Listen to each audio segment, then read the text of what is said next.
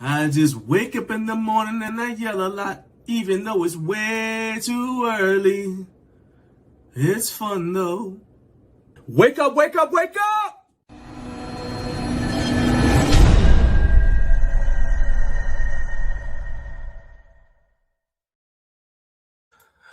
Good morning, good morning, good morning. Welcome to Up Way Too Early with Garage Gym Life. I am John Greaves III. I am the co-founder of Garage Gym Life. And if this is your first time checking out the show, thank you for giving us a shot. And I'm going to give you a warm welcome right here. Boom. Thank you. Thank you so much for giving us a chance and for allowing us to help you get your weekend started off the right way. If this is your first time checking out the show, do me a favor and hit the like and subscribe for me so that we can continue to get the word out about this show. As every time you guys hit that like and subscribe, what it does is trigger YouTube to let them know that this show is something that people want to see. And that is critical, especially when it's a holiday weekend like this, because a lot of people don't have to get up and go to work. So that means they're not up early and they may not be watching the show. Now, typically, we do see a lot more people in the replay gang, and we are grateful for all of them. Shout out to the replay gang, but we still got to get numbers here on the live show so that YouTube continues to push this show out to people who may have never heard of Garage Gym Life. And that is where you guys come in. So go ahead, hit like, hit subscribe. And then if you want to, go ahead and do one more thing, and that is share this video with somebody who you think might want to watch it. Even if they don't get up right now to watch it, let them have the link. That way, when they do wake up and they're drinking their morning coffee slowly, they can they say, oh, this is this. Let me check this out. Let's see, what is this thing here? What is this Up Way Too Early business? All right. So I appreciate that. Now, if this is your first time, you might be like, but what's the show about? I'll tell you. Thank you for asking. On this show, we talk about fitness topics, but from a home gym perspective. So you'll see some of the stuff you would see on any other fitness show, but the kind of like the little tweak is that it's going to be geared towards people who work out primarily at home. And we get your live reactions to the topics that matter to the home gym community. So unlike other shows where it's just about us pushing information out, this is a conversation between us and you. You're like, well, who's us? I only see one of y'all there. You got a mouse in your pocket? No, because now it is time for me to bring in the person that a lot of y'all are actually here to see. It ain't me. Heck, I show up at the show so I can make sure I see her on the show, because I like seeing her on camera. Actually, let's just stop that right there and play her theme song.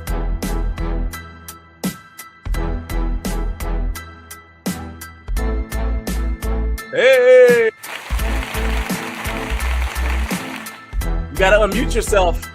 I thought I did it automatically. Good morning, everybody. It sure don't. This is my lovely wife, Naomi. And, I can already tell what the chat's going to be saying, like, Naomi, all that. All right. Today's headphones. So for those of you who don't know, this isn't even a sponsored segment. All right. But Naomi has an extensive headphone collection. All right. I pretty much use the same two. If I'm here, I'm using these. If I'm somewhere else, I'm using the travel ones. All right. That's it. Mm-hmm. Naomi's not restricted by petty things like that. All right. She's got, we're almost at the point where we need a suitcase just for her headphones. I think I have just on my desk alone.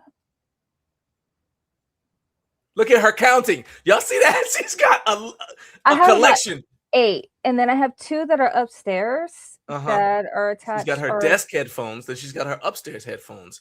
Then what about the ones that go in the car with you? Those are the earbuds. It's the earbuds, but it depends on what type of earbud. Because am I using where it's for both ears, or it's just for one? Do I want to be able to extend the time by just using one and then rotate out when that one dies to the other side? It depends. Plus, I didn't count the 2 that I have on the side here that are bone conductive too. So yeah, love testing out headphones. I may actually create, just like I have a gun rack for my keyboards, I may go ahead and create a gun rack for my headphones. Look at my face.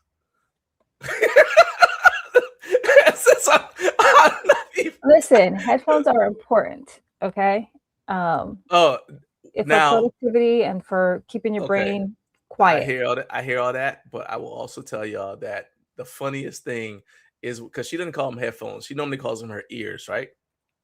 If it's the So earbuds, then yes, those are okay, my he ears. calls it, yeah. But what's funny to me is when so I didn't know at first. This is like she just all of a sudden started speaking a different language after and actually once again I already told her this, but happy anniversary, 22 years of marriage.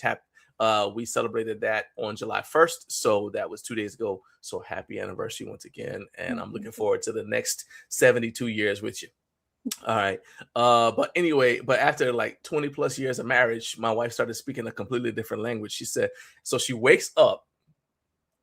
I'm trying and she says, I'm like, first of all, she wakes up and she starts like twitching and like flinging stuff, right? I'm like, what's going on over there? I don't. You make I'm me sound like, like if I'm violent when I sleep. I'm not violent when I sleep. no, I'm saying you woke up and you just started flinging stuff left and right. I'm like, what's going on that side of the bed? Because I lost my ear. Exactly. And so I said, what's going on that side of the bed? She says, I lost my ear. Now, I can't give y'all the full story online about why that made me laugh because it referenced something else that happened that she said previously when she had come out of a surgery. So I'll just, if you know us, you know what I'm talking about. Yeah. And if you know us, but you don't know what I'm talking about, go ahead, text me. I'll tell you. But anyway, yeah. Or actually, maybe we'll tell you at Home Gym Con at the live show when the cameras are off. Maybe. Ooh. Maybe. I ain't promising, but maybe. All right. Anyway, but back to the point. So she says, I lost my ears. So of course I naturally look at her. I'm like, I do a head count. Hey, it's possible. She went to bed with both. But I said, okay, that's fine. I do a head count. I look left, right. Okay, they're both still there. All right. I said, both your ears are still there. And in fact, that also reminded me in the moment. I don't think I told you this at the time. It reminded me of when our son Malcolm convinced his older brother Marshall that one of his toes was missing, right? And they couldn't. They had to have the lights off because they were supposed to be asleep. So I just hear Marshall crying in the next room. I'm like, why aren't you asleep? I'm already at my wits' end with. This is just one of those days where we have 4 boys. All right. I was at that point. I'm like, why are you crying? He said, Malcolm told me I only got 9 toes. And I can't turn the light on to count and make sure and see if he's telling the truth or not. And I'm like, you got 10 toes, not 9. Go to bed. Malcolm, don't talk to your brother until tomorrow. And I'm like, anyway, so you said you're missing the ear. And I'm looking like 1, 2. I'm like, do you need a mirror? I mean, for reassurance, what are you? Anyway, then she explained that she calls her earbuds ears. Anyway, so that's just, welcome to not only our life, but also the show, because it's just like this the rest of the day. Yeah. It's just like this for the next 3 hours. All right.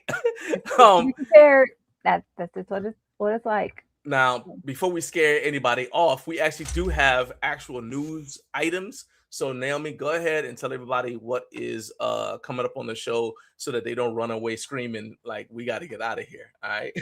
No problem. All righty. So let's begin. So good morning. And at 6:05 Eastern, we have news and other things with me. And we'll go over there are lots of sale to set up or upgrade your home gym. Then we have some Home Gym Con updates for you guys. And then, by the way, this show is a show and not a podcast, according to YouTube. So new YouTube settings for playlists. Do you like them, or what do they mean for content creators? Then at 6:45, of course, it's everybody's favorite segment, which is the Recliner of Rage. And John's mad again, and we'll find out why this time. Then at the second hour at 7 a.m. Central, 7 a.m. Eastern, 6 a.m. Central, we'll have updates on the Exponent Edge collaboration. Our topic is recapping our live stream at Arkansas Strongest 2026, what went well, what we learned for next time, and just ranking the hotel gym. Then John did a collab with Letha Cannon, shout out to Letha, on the Rip Fit Panther adduction machine. And then training update. Did our training survive all the road trips we've done in the last 7 days? And then in the third hour, 8 a.m. Eastern, 6 a.m. Mountain, 7 a.m. Central, then we have YouTube channels that you need to watch and more videos added to the videos we love from the channels we watch playlist. Oh, You're muted, John. Yes, there you go. Because my wife told me I needed to mute myself so people can't hear me typing in the background while she's doing the what's coming up. Yeah. Yeah. So I did that because I listened to my wife, because communication is key to a happy marriage. By communication, I mean I listen to what she says and I just do it, right? And then there you go. No, you Then don't. we both happy. All right, Yeah. so let's go ahead and see who is in the building today by going to the live chat. I cannot wait to see what they said about this morning. All right, so first in the building is Carlos. Yes, I do have to say his name like that because for those who don't know, well, if you know Carlos, you understand why. Actually, if you know Carlos, you spell his name the same way I do. So with the upside down exclamation point, then Carlos, then the like the Hispanic way, upside down exclamation point, then Carlos, then the English way, exclamation point. So it's always Carlos if you know him. If you don't know him, well, stand by. Get to know him. Yeah. Get to know him. It is Get worth to it. know him. All right. Yes.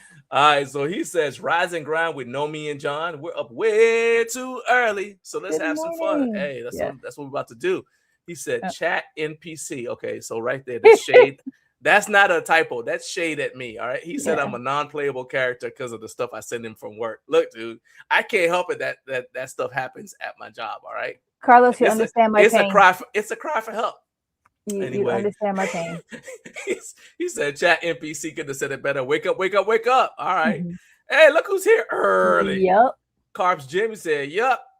For those who don't know, if you have a channel in the home gym community and you post a video and you don't get a yup, I don't think that video actually happened. No, it didn't happen yet. It didn't happen at all. It doesn't exist as far as I'm concerned. We also have the question of the day that is already posted in the live chat. I'll go ahead and I'll read it right now. So question of the day, this is actually it's the same question, but it's different depending on where you are in this stage of your life, right? So if you've never attended Home Gym Con, but you're watching this show, you obviously have heard about Home Gym Con. So what has you on the fence if you've never attended Home Gym Con? What has you on the fence causes you should hesitate to buy a ticket? That's first group. Second group is if you are attending Home Gym Con for the first time, what was it that got you to finally purchase a ticket? And for those of us who are Home Gym Con veterans, we've been multiple times. Go ahead and post in the live chat what it was that you like about Home Gym Con that's got you going back, so that you can kind of help the first group make a decision. All right. So there you go. All right. So if anybody needs that repeated, go ahead and let me know. But I did post it in the live chat, and I will post it as a comment for the benefit of the replay gang, because we, as usual, we want to hear from you guys. Okay. Absolutely. All right. Then Big Trev, T-Dog19 said, let's get after it. All right. My guy Shout Trevor. out to Floppy Bacon. Negative. We're not doing that. We're not doing that at all. I draw the line there. Culinarily, I have standards. as Nigerians will say. But what I was going to say is we've got another hotel gym tour coming from Trevor. And this is so awesome that we get these gym tours submitted by other people. It's not because, actually, let me stop here for a second. When I ask people when I say, hey, look, we want to get collaborations from people and we want y'all to submit your videos or whatever, it's not because we don't have enough content. I actually have like 4 videos to edit today alone that are just content that we created. But we love showcasing other people's talents on our channel because the channel is designed like a magazine. Right. And so it works best when we hear from all of you guys. So I can legitimately say that our channel has an accumulated probably 150, 200 plus years worth of home gym experience because of all of the contributors who contribute to make this channel. I believe it's the fastest growing home gym YouTube channel out there. We're over 200 and we might be at 230,000 subs already and growing. Sweet. So I appreciate all of you guys for everything you do to help us, including guys like Trevor, because Trevor has contributed multiple things. He's been on the show. So this is all like a Trevor shout out that was motivated by the fact that he said, let's get after it. All right. Because I appreciate you, my man. I just want to like publicly tell everybody how much I appreciate you. All right. Carlos said what T-Dog said. Let's go. Let's go. Carlos is another go. one. He's been A1 since day one. Hey, look at that. I just saw you yesterday. Balance and Grace Coaching says, happy Friday. Nothing more to do today to become 1% better than you were yesterday. Absolutely. That's right. Definitely. I think she has I'm not sure if you have a client in there in the gym with you right now, Letha, but so if you do, good morning to both of you. If it's just you for right now, good morning to you. And thank you again for the hospitality, letting my daughter and I come over to your gym and check out your space. And we'll talk about that a little bit later on. Let's see here. And I was waiting for this. Carlos said, Naomi, and with much less excitement, morning, John. Hey, the British have arrived. Tattoo saying Matt Welch got once again. Matt has a competition coming up. He says, "Good morning, USA." What's up, Matthew? Which competition? I want to say, is it Midland's Natural Strongest or something like that? He's got it on his Instagram that he's training for it. I think he doesn't have that much longer. I don't know if his competition is before your race or not, but I know it's coming up. Okay. B from Chicago says, good morning, John and Naomi, and everyone else too. Have a safe 4th of July. Yeah, 100%. By the way, we've spent quite a bit of time on the road over the past few days, and I'm gonna tell you right now, the police are out there. All right, so slow down. Tranquilo. All right. Slow down. I would love it when we do drive to not have a wreck. So also slow down. If you think you might not be able to make, when in doubt, assume you cannot make that turn. Yes. Okay. Assume you don't have enough room to change lanes. Let's all think about physics. Anyway, Carlos said, I'm sharing this show like a buffet. Oh, yes. I'm thinking about that statement. Can you share a buffet? Yes, it's like a potluck. Oh, in the sense that all of y'all are, because I'm thinking like you got your plate. I'm like, go get your own plate. What is this sharing business? But I got you. I'm back with the group. I'm back with granted, the same guy that I've come to realize. As long as we've been together, now I already know you're talking about Carlos. Okay, go ahead. No. As long as we've been together, like I know this, he does not do sweet and savory at the same time. Heck no. I've known that. In Jesus' name. Like he will eat but not drink at the same time. Correct. But I never realized that. Hold on. That's my mother. That's because of my mother, because they used to always tell me, eat before you drink. Like when we were growing up, you weren't allowed. You might have like a drink of water or whatever, but they wanted you to finish all your food. And especially I was really, really skinny. And so they wanted me to get the calories in. So they hammered into me, eat before you drink. So now I can't. I'm an adult and I still eat and I don't drink anything. You eat in sections. Like you don't. Yeah. I'm a Christian. So am I, but like I like to have a sample of everything on that one. You've lost your way. On one fork. It's gonna mingle anyway in your stomach, so let them mingle on your plate. Yeah, so then they can wait to mingle till they get down there. No. All right. Carlos said them headphones though. Here we go. Right. So Carlos is another one with a similar condition. I believe he shares your condition. He says it's always good to have backups for your backups when it comes to headphones. I remember I did a live stream, and I was into it, put out a ton of good information. Get done with the stream. Carlos sends me a text. Yeah, those headphones look like they're on their last leg. We need to get you some new ear cups or something because they were struck. Remember actually, you just saw them. My old headphones. And those pitched. Yeah, they're still in I just used them because remember they were my old faithfuls. I took out the ones that were barely hanging on. Those no, I'm talking about the ones with the replacement ear cups, but the band was still like they're still in there, and because those were the ones that ended up working. I was like, I'm not throwing those away. They're like a reliable shirt from high school. Because I was like, which one? I use them when we go out of town. I don't actually talking about that. You're the one that said, "Oh, because you have multiple. Because you got the one back there, you got the one on your head, you got one in the to-go box." And I'm like, I got this one because my wife gave it to me. I have these. Are these the ones that these are the audio? Yeah, these are the ones that they sent us. Okay, audio. But these are the ones that you gave them to. You gave these to me. I'm not getting rid of those. Well, also then you have another headset that is like, I don't want to lose these because these fit my head and they work. And those are the backups. That's 3. You have 12. I think I may have one more. Okay, sorry, you have 13. I'm like, I'm just saying, we are not the same. Thank you, Jesus. Yeah, well, that's true. Yeah, that'd be awkward. Happy anniversary from Letha. Thank you, Letha. Trevor said, talking about the thing with the kids waking up, said every parent has these stories. Yeah, they have the wildest things they say. I'm just like, what? And I think out of all of our children, they all got their special issues. they all have their We love them all, but every one of them has a story. We're like, you what?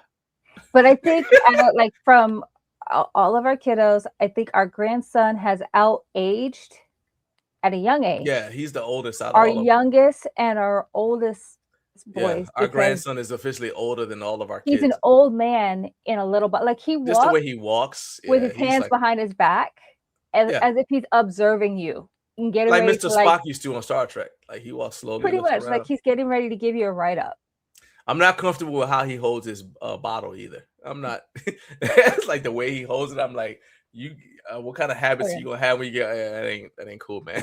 Anyway, he's been around a lot of Marines. B said, "Happy anniversary to you. Thank you, thank you." Here we go. What?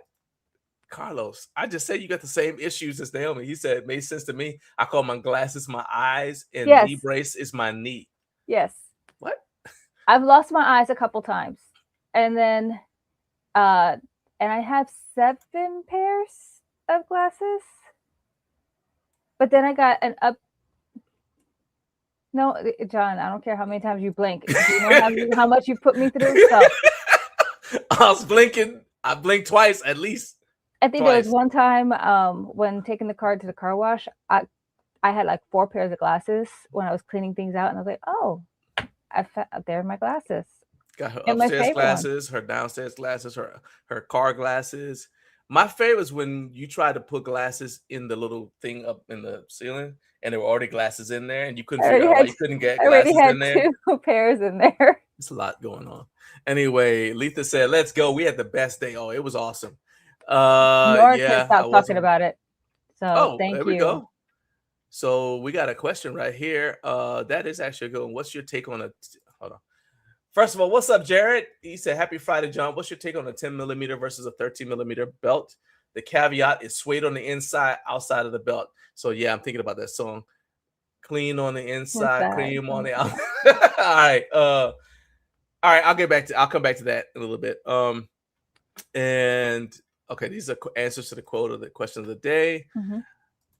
Uncle Brian is here. He says, morning. It's morning time. What's up, man?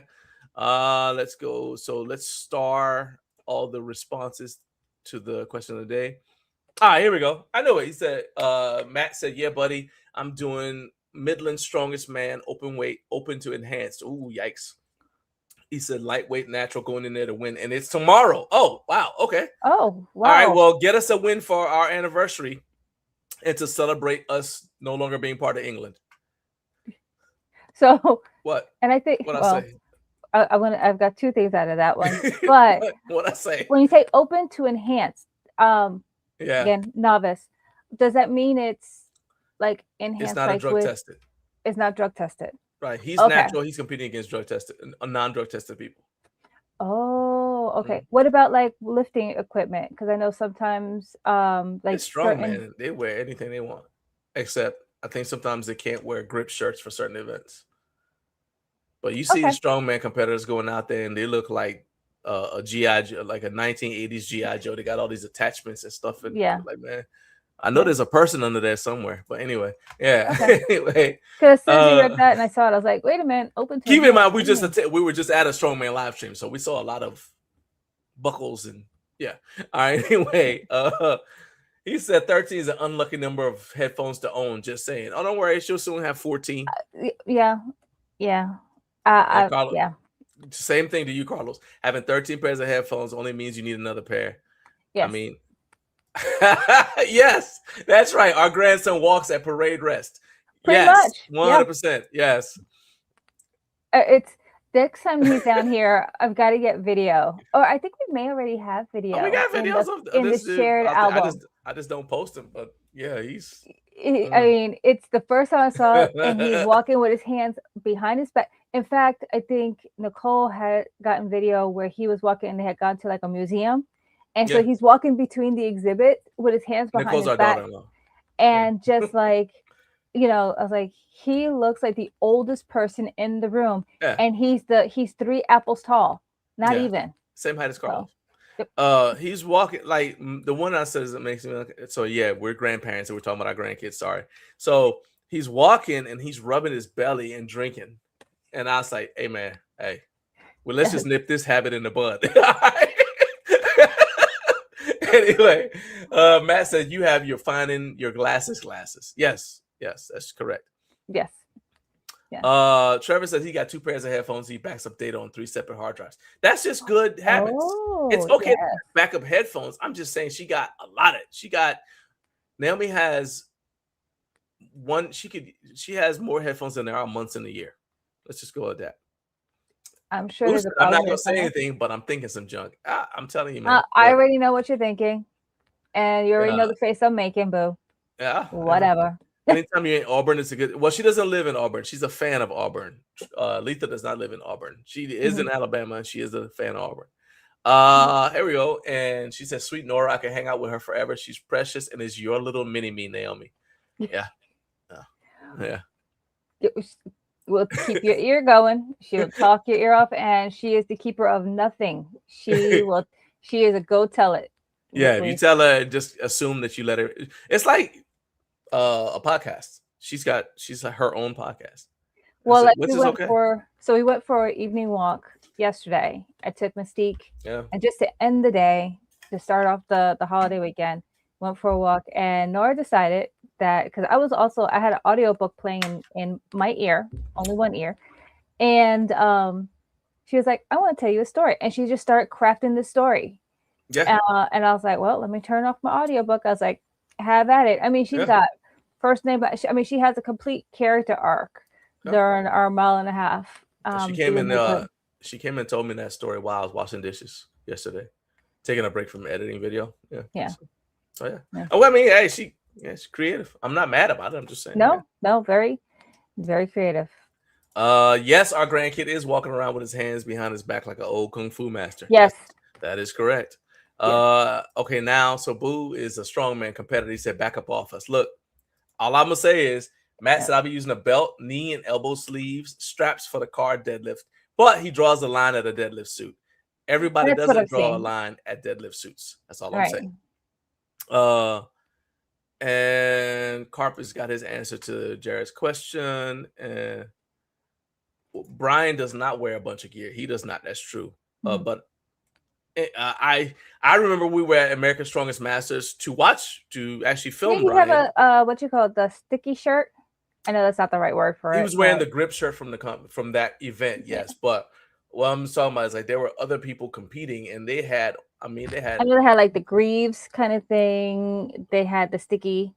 I know, like I've seen like the suit where they had to help them pull up. Yeah, like people had to help them get into it. I've seen people with a lot of stuff on. Okay, it's hey man, you're allowed to wear it in your sport, you know, and I'm allowed to make fun of you while you wear it. That's the end.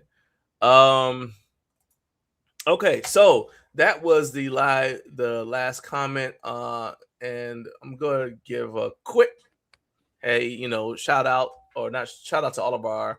We don't really have sponsors, but shout out to all of the different ways that we are able to support the show and make this happen. A lot of people don't realize that when you live stream, unless you're paid to do that live stream, your live stream doesn't make any money. You would think you make a ton of money because of all the watch time, but YouTube actually prefers uploads that are like 20 minutes to an hour long. And so you don't really get a ton of revenue from doing live streams. So all of you guys who support us, including all of you who have purchased my book since I redid the cover, I appreciate all of you. And if you're like, what book? What are you talking about? Well, here's the book trailer right here.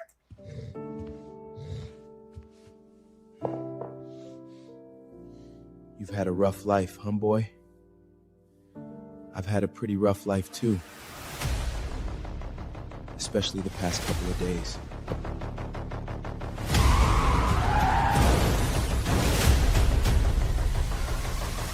Maybe this is our second chance. Maybe me and you can figure this thing out together.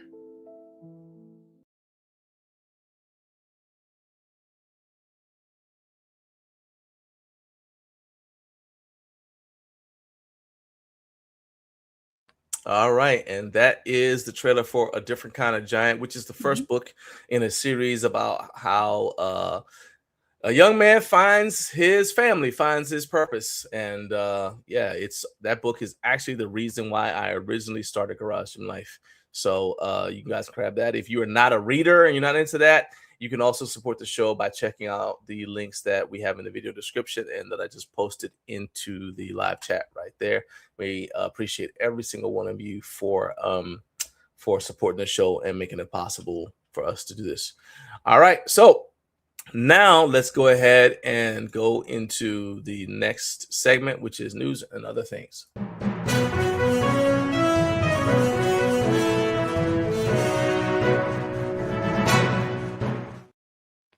All right, so first thing we're going to talk about is the question of the day. So the question of the day, I'm going to say it again, is what has you on the fence about attending Home Gym Con? And if this is your first year attending, what got you to finally purchase a ticket? And then if you are a veteran of Home Gym Con, you've been multiple times, let everybody know what causes you to keep coming back. Go ahead and comment with your answer, and we'll go ahead and paste we'll go ahead and share those answers with everybody as we go through the show. So there we go, updated right there. Go to your answers, scroll back up, scrolling. I have not forgotten your question, Jared. I'm gonna do that right after the question of the day. All right, so let's go to here and boom. All right, so first one, fittingly enough, is from Carp. So Carp didn't go first in year one, but he's been there every year since year two. So he said Home Gym Con is now something I look forward to all year. Even if I didn't have a YouTube channel, I would still love it to be able to get hands-on equipment. You can't do that anywhere else on that scale. And I know that there are conventions. I agree with that. I know that there are conventions that are bigger because they're older, but Home Gym Con is where you can see the most equipment that is specifically targeting a home gym audience. Everywhere else you go, equipment is either kind of like a side add-on type of thing. So like for the Arnold, the focus is on the show and on the supplements and on the competitions, right? And then they happen to have like some equipment companies there. They just happen to be there too, right? Yeah. Especially if so like Rogue, for example, sponsors athletes. So of course they've got a Rogue booth, right? Right. With some Rogue equipment.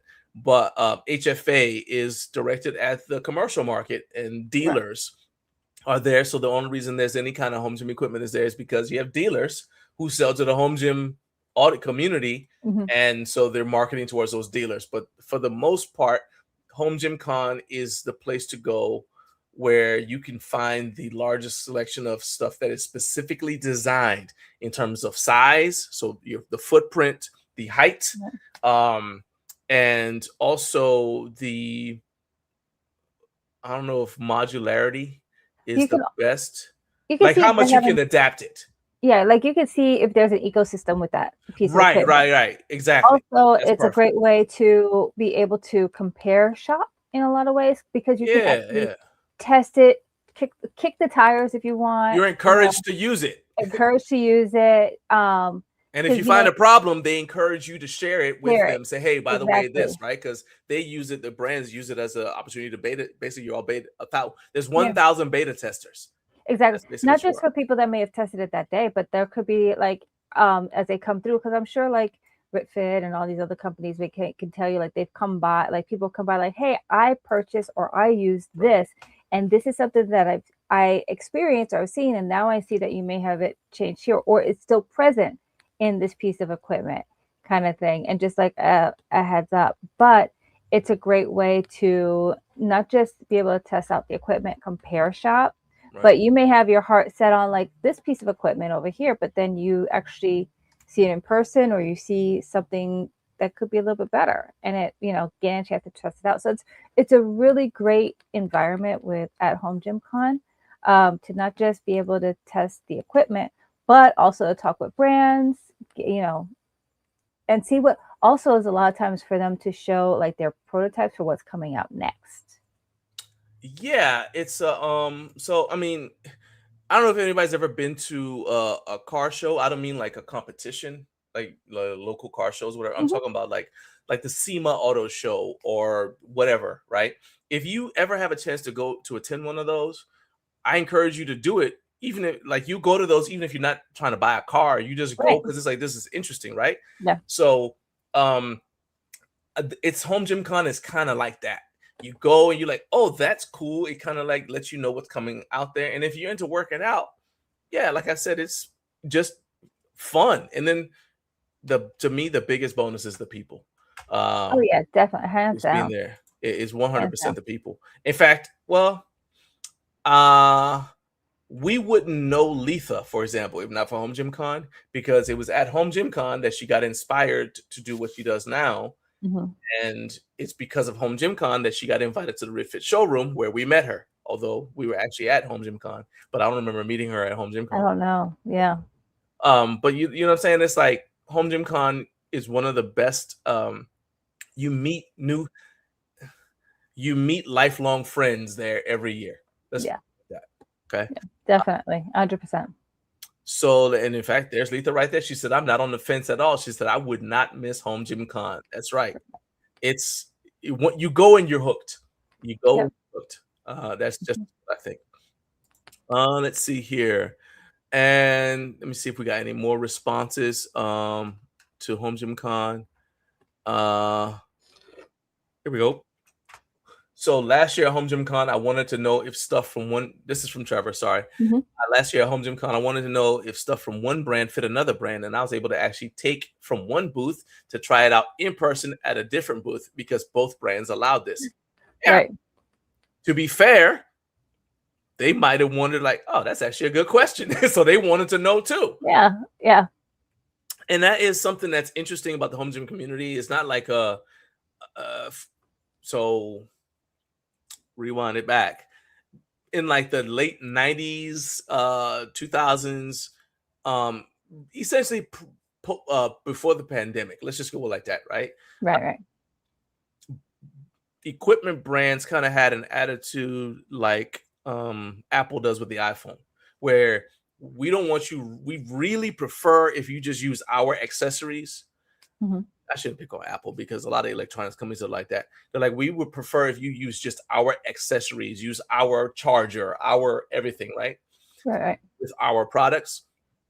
And but then since the pandemic, where people had to do a lot of mixing and matching, you see a lot more companies that are like, we're making our stuff so that it is compatible with other brands, so you can mix and match. Because Right.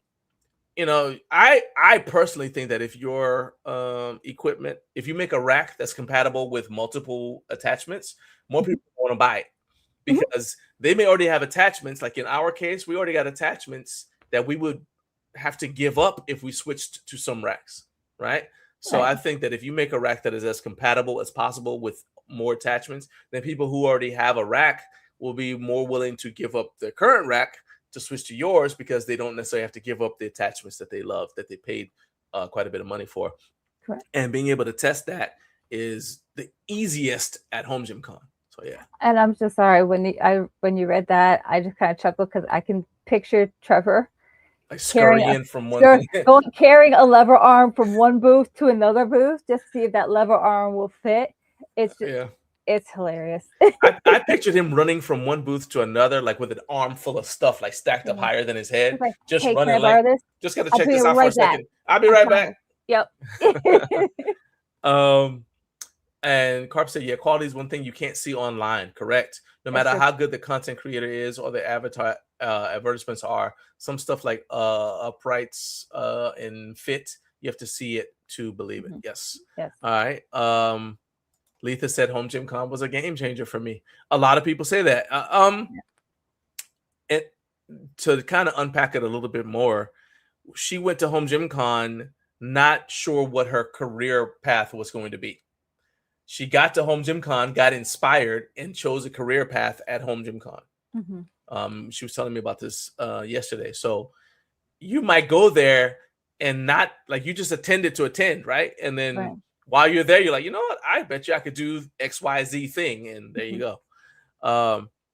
Fit and finish, Carp said, in size. Yeah. Yep.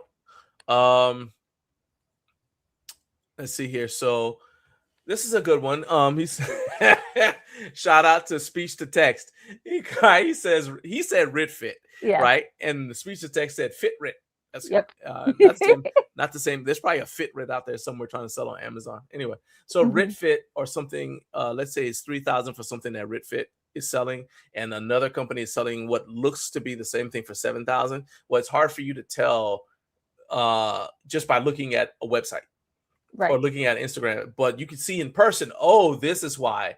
I think the biggest one is the gauge of steel. You're like, well, why is this one so expensive? This one's not. Well, as soon as you see them in person, you're like, oh, that makes sense. This one feels like aluminum foil, and this one feels like an actual thing I would trust my safety to. Yeah, exactly. I mean, like, for example, we don't have a Smith machine in our home gym. Our rack that we have is our forever rack. But I like a Smith machine, but it would not be functional for if both of us were working out at the same time. But at Home Gym Con, and John doesn't like it specifically because of just it's a very rigid pathway up down. Even the 3D one that Ritfit has. But I was gonna say that was the first time ever seeing a 3D, Smith machine, and I was like, you guys look at this, and he was like, okay, that's doable, but again, never seen it before at all. And again, it was truly a game changer. I was like, oh, this is different. They're thinking outside the box. The 3D Smith machine. So you only see stuff like that at Home Gym Con. I guess you could actually look at our video tour of RitFit. We've got I'll post a link in the video description for this video, because we did a video where we basically talked about RitFit. I want to say Makolo and another brand and Major Fitness all in one video. I might go back and split the video up into 3 separate ones just for the sake of people who want to just go straight to just the RitFit stuff. But yeah, it won't happen today because my day is packed with stuff. Trevor said the thing he was taking was a leg extension attachment for a bench. Oh, that makes sense. Yeah, because the height of the bench, you have to make sure that the height of the bench is enough to give you travel for the leg extension. And again, like I said, I had in my mind Trevor taking some like level arm or something big and walking over to another. He's like, I'll be right back with this. And taking it. Heck, I've done that because I remember I borrowed a deadlift. So I was deadlifting at the French Sport booth, and I borrowed a deadlift jack from golly. And it's always good the to Genesis have a rack. Jack. The Evo, who the people that have the Evo jack and the Genesis jack? Somebody posted in the comments. I forgot their name. Sorry, my apologies. But anyway, so I borrowed one of the Evo jacks, barbell jacks to use there. It's always good to have a barbell jack. That's right. Shout out to the barbell jack, coincidentally. Yep.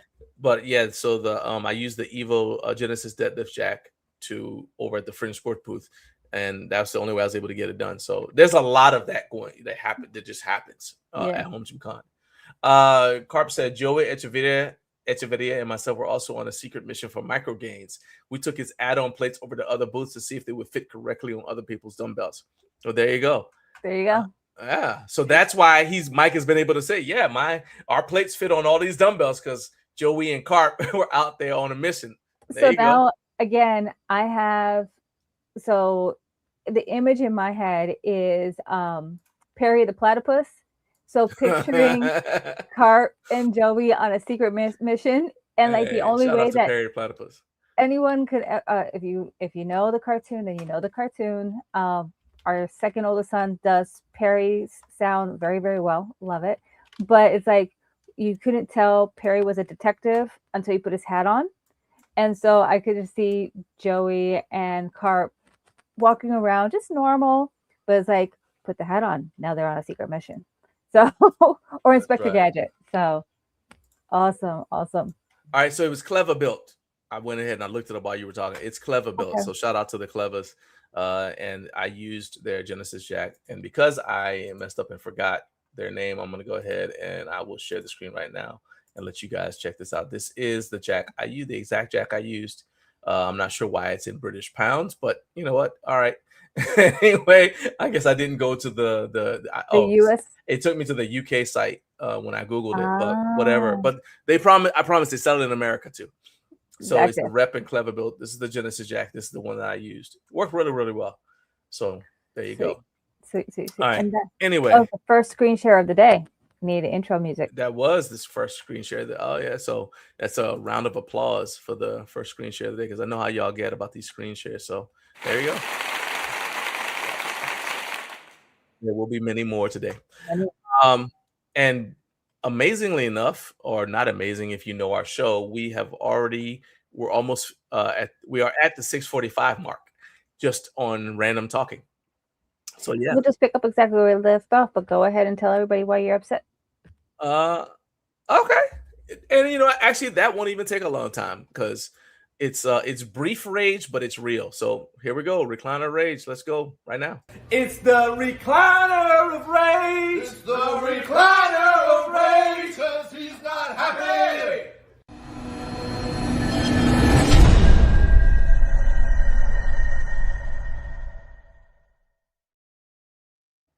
Okay, so today's recliner of rage, up until about 6:50 this morning, was dedicated to the fact that we were doing our live stream. We had everything all set up, and then Naomi went to the store to pick up. We were on a phone. We were on a phone finding mission. Well, that's what I'm backing up. So I was like, well, I try not to put her on blast like that. So Naomi, all right, we had to go find the phone. All right, our daughter's phone. We had to go find our daughter's phone, right? Which turned out to have been left at the hotel. All right, and that matters because we had to check out of the hotel before the end of the live stream, right? So the live stream was going to end after checkout at the hotel, but we had not checked out yet. So we went. So they dropped me off, and I'm finishing the setup, keeping in mind that we had set up everything the day before. The night before, we were ready to go. We're like, this is perfect. So all I was doing was turning stuff on. So I go turn everything on, and we go to start the stream. And so Naomi and I was like, well, while you guys are out, we needed another SD card.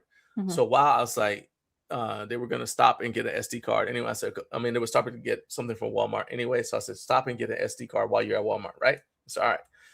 So we start the stream, and this has not happened in ages. We started having glitches. It wasn't related to stream. We weren't using StreamYard, but it wasn't related to OBS. Really, I don't know what was happening. All right. We got our guy Casey to check it out, but the stream was just cutting off. And we're getting paid to stream this event.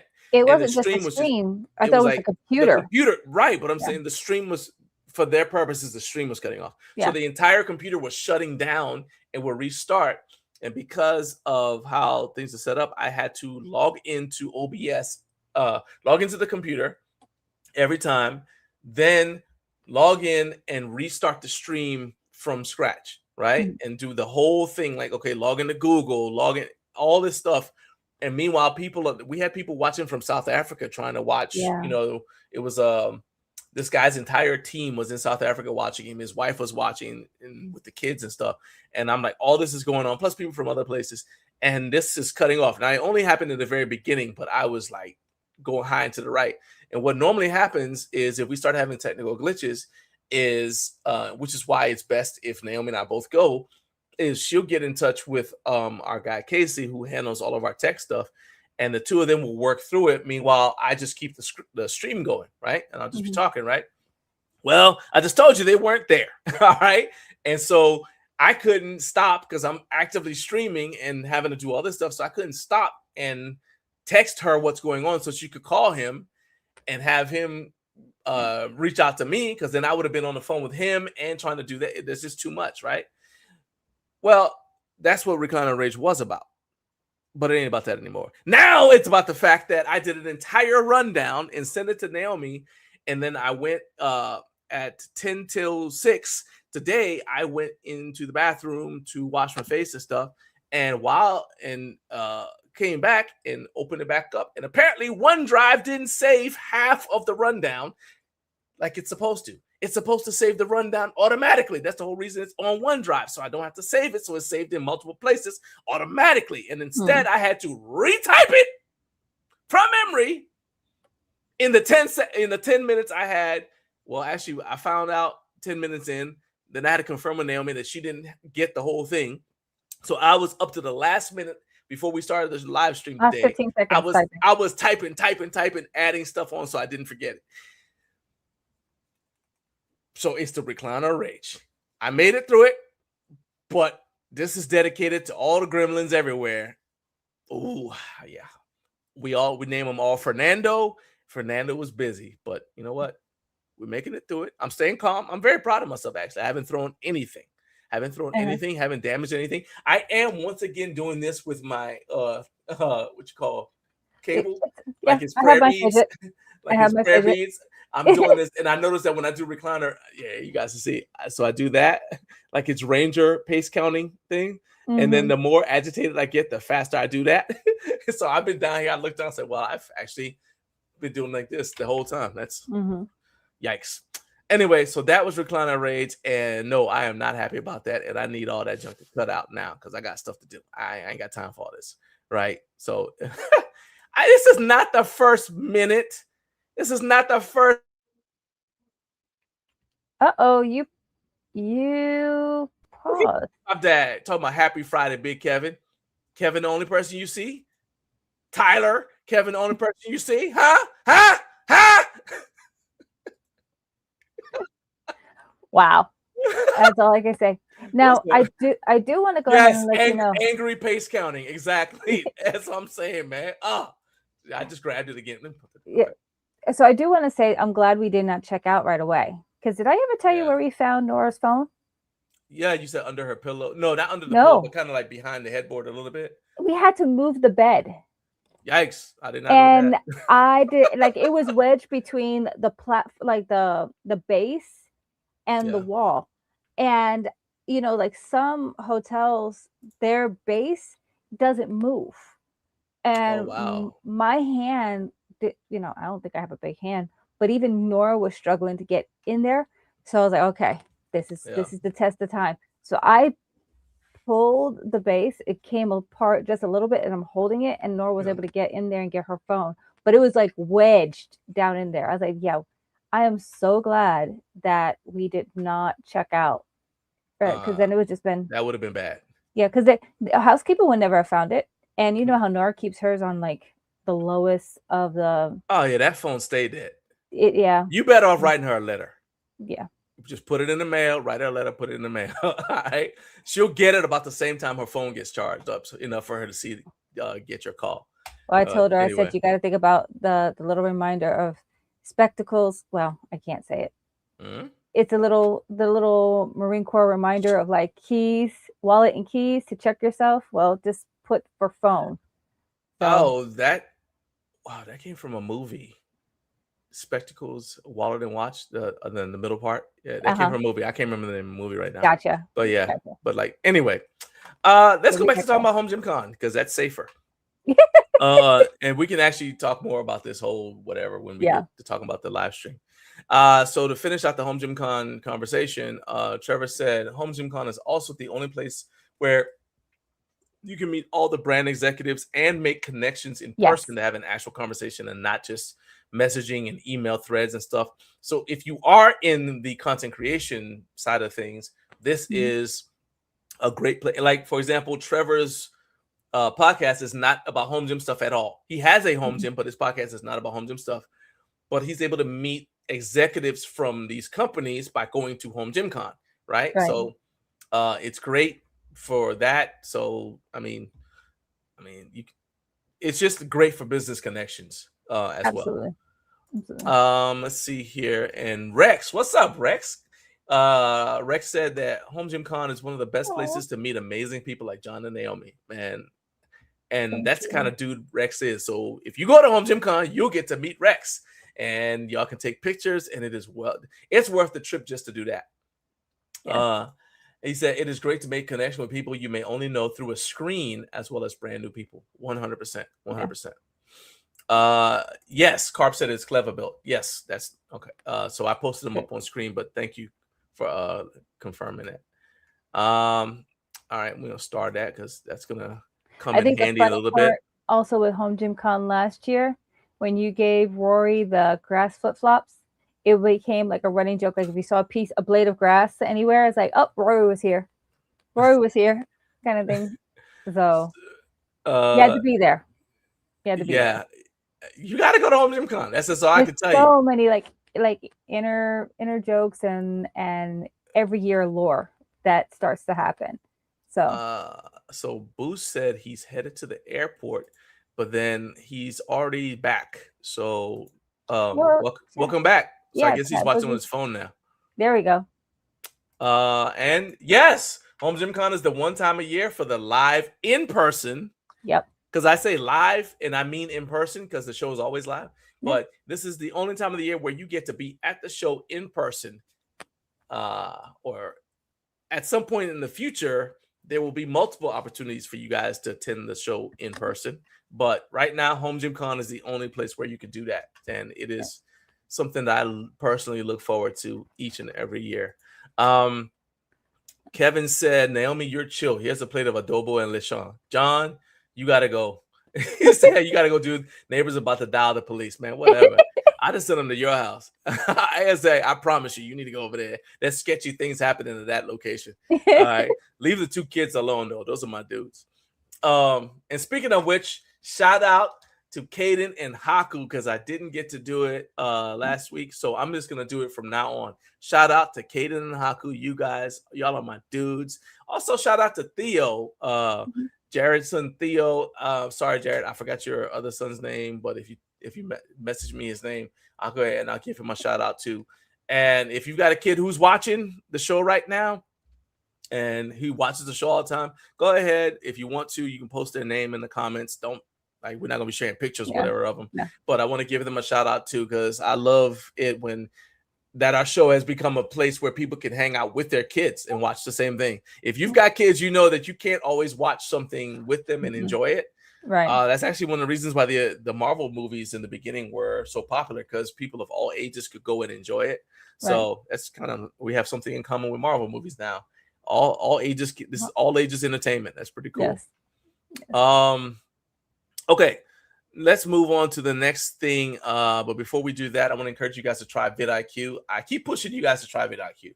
My guy Kevin, who just just joined the show in the live chat. I was trying to convince him to try it, and he went and he got it. And I think the day he downloaded, he messaged me and said, man, there's so much stuff on here. I'm going down a rabbit hole of courses and things to learn to improve the channel.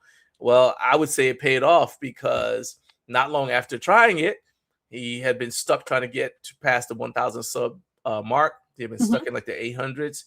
And Kevin's already less than a month after getting vidIQ. He's already over at 1,500 subscribers. So his channel content has improved. His thumbnails have improved. Everything is improved. And the number one thing that changed is that he tried vidIQ. So go ahead and check it out today and see if it helps your channel grow as well. Just make sure, please use our link, which I'm going to paste into the live chat. And for those of you in the replay gang, it is in the video description. Go ahead and try vidIQ and use our link to help support the show, because that helps reduce our costs for using vidIQ. All right. So appreciate you guys in advance for all of your support. All right. Now, I promised that we would talk about this. Right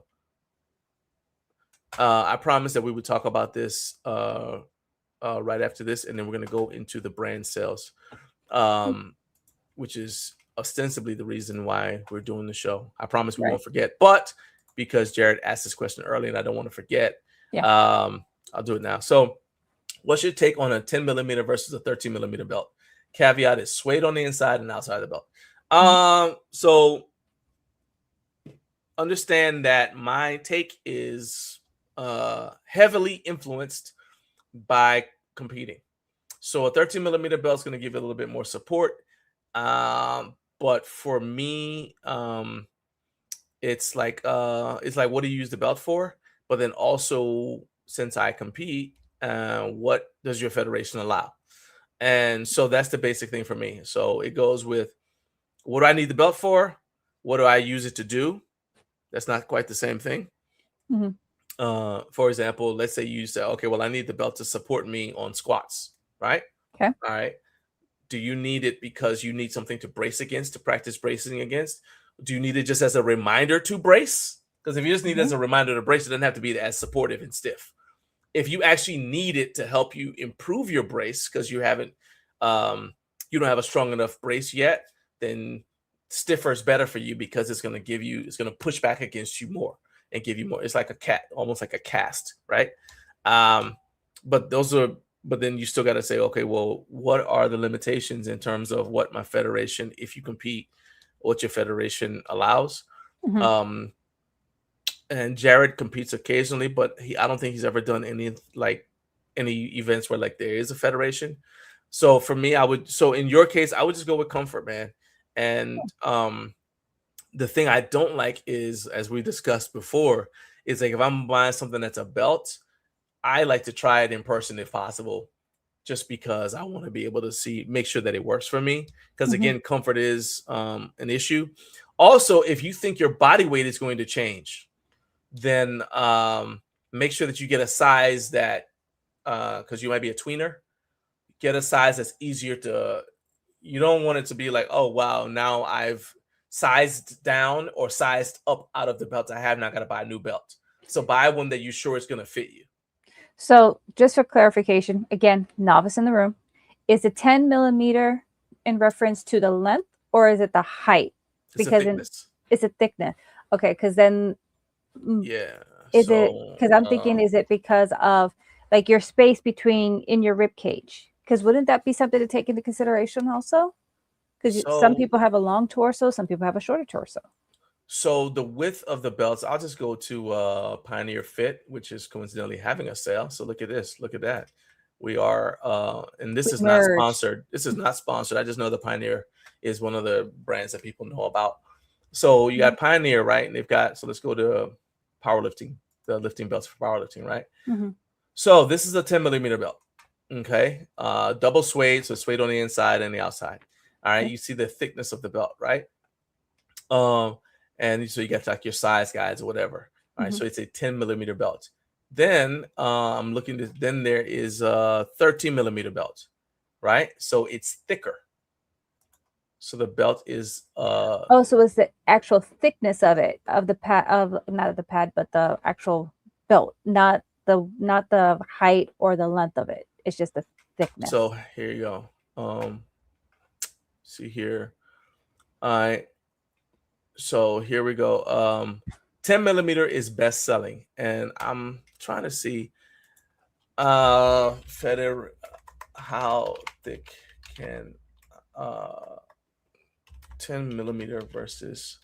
And I brought all 3,000 of you guys into our private conversation on this because this is a really good question from Jared, because I would like to understand. I've only started using a belt, but like the interested, the components like this that you guys are having, it's like, oh, that's an interesting, help me understand. So apparently Pioneer actually has a page on their site that says which lifting belt and width and thickness is best for you. Okay. So I will see, can I get this link here? Yeah, is the little share button right there in the corner? Yeah, but I'm saying, will it do it? See, because I'm trying to see if it'll let me do it without having to actually click on the video. What about? Because all I need to do is just copy. Nope. All right. So no, it won't. All right. So We'll I'll come get back that to it. link. I'll get that link and I'll post it so that you guys can check it out to this video. But the point is, the biggest thing is like how much rigidity you need in your belt, right? Because the thicker the belt is, the more rigid it's going to be. So the Okay. less it's going to flex with you, right? Okay. So that's also important if you are a conventional deadlifter. Because if you're a conventional deadlifter, you're going to hinge more than if you're sumo. You're going to have more of an upright posture. Right. Right. And so a belt that's more rigid is going to make it harder for you to bend over. Okay. Right. But then you're like, okay, well, if you're an elite lifter, you might just have to suck it up and be like, all right, like because you need that rigidity because of the amount of weight that you're carrying, not carrying, but the amount of weight you're lifting, you might want that extra rigidity to support you. So but just to keep it simple, 10 millimeter versus 13 millimeter for me comes down to what you're going to use that belt for. Like what lift is it? Is it a squat? Is it deadlift? Is it overhead pressing? Is it bench pressing for some reason? Like Brad Abbott was saying that he uses a belt on bench, not for support because he lifts raw. And typically when somebody uses a belt on bench, they're using it because they're equipped and they're trying to stop the bench shirt from riding up. So you cinch it down and stops the shirt from riding up, right? And keep it in place. Well, if you're lifting raw, you obviously don't have a bench shirt. It's just a t-shirt you're wearing. So you don't need that. But Brad said he wears it because it helps him restrict how much he arches. Because he's got a sweet spot for his arch, and he wants to stay in that sweet spot. Now I'm arching right here in my chair for some reason. All right. He's got a sweet spot for his arch. And so the belt helps him remember, this is where you want, like basically he goes until he feels it he uses the belt as a guide, right? So it's what are you using it for? Like what lift are you using it for?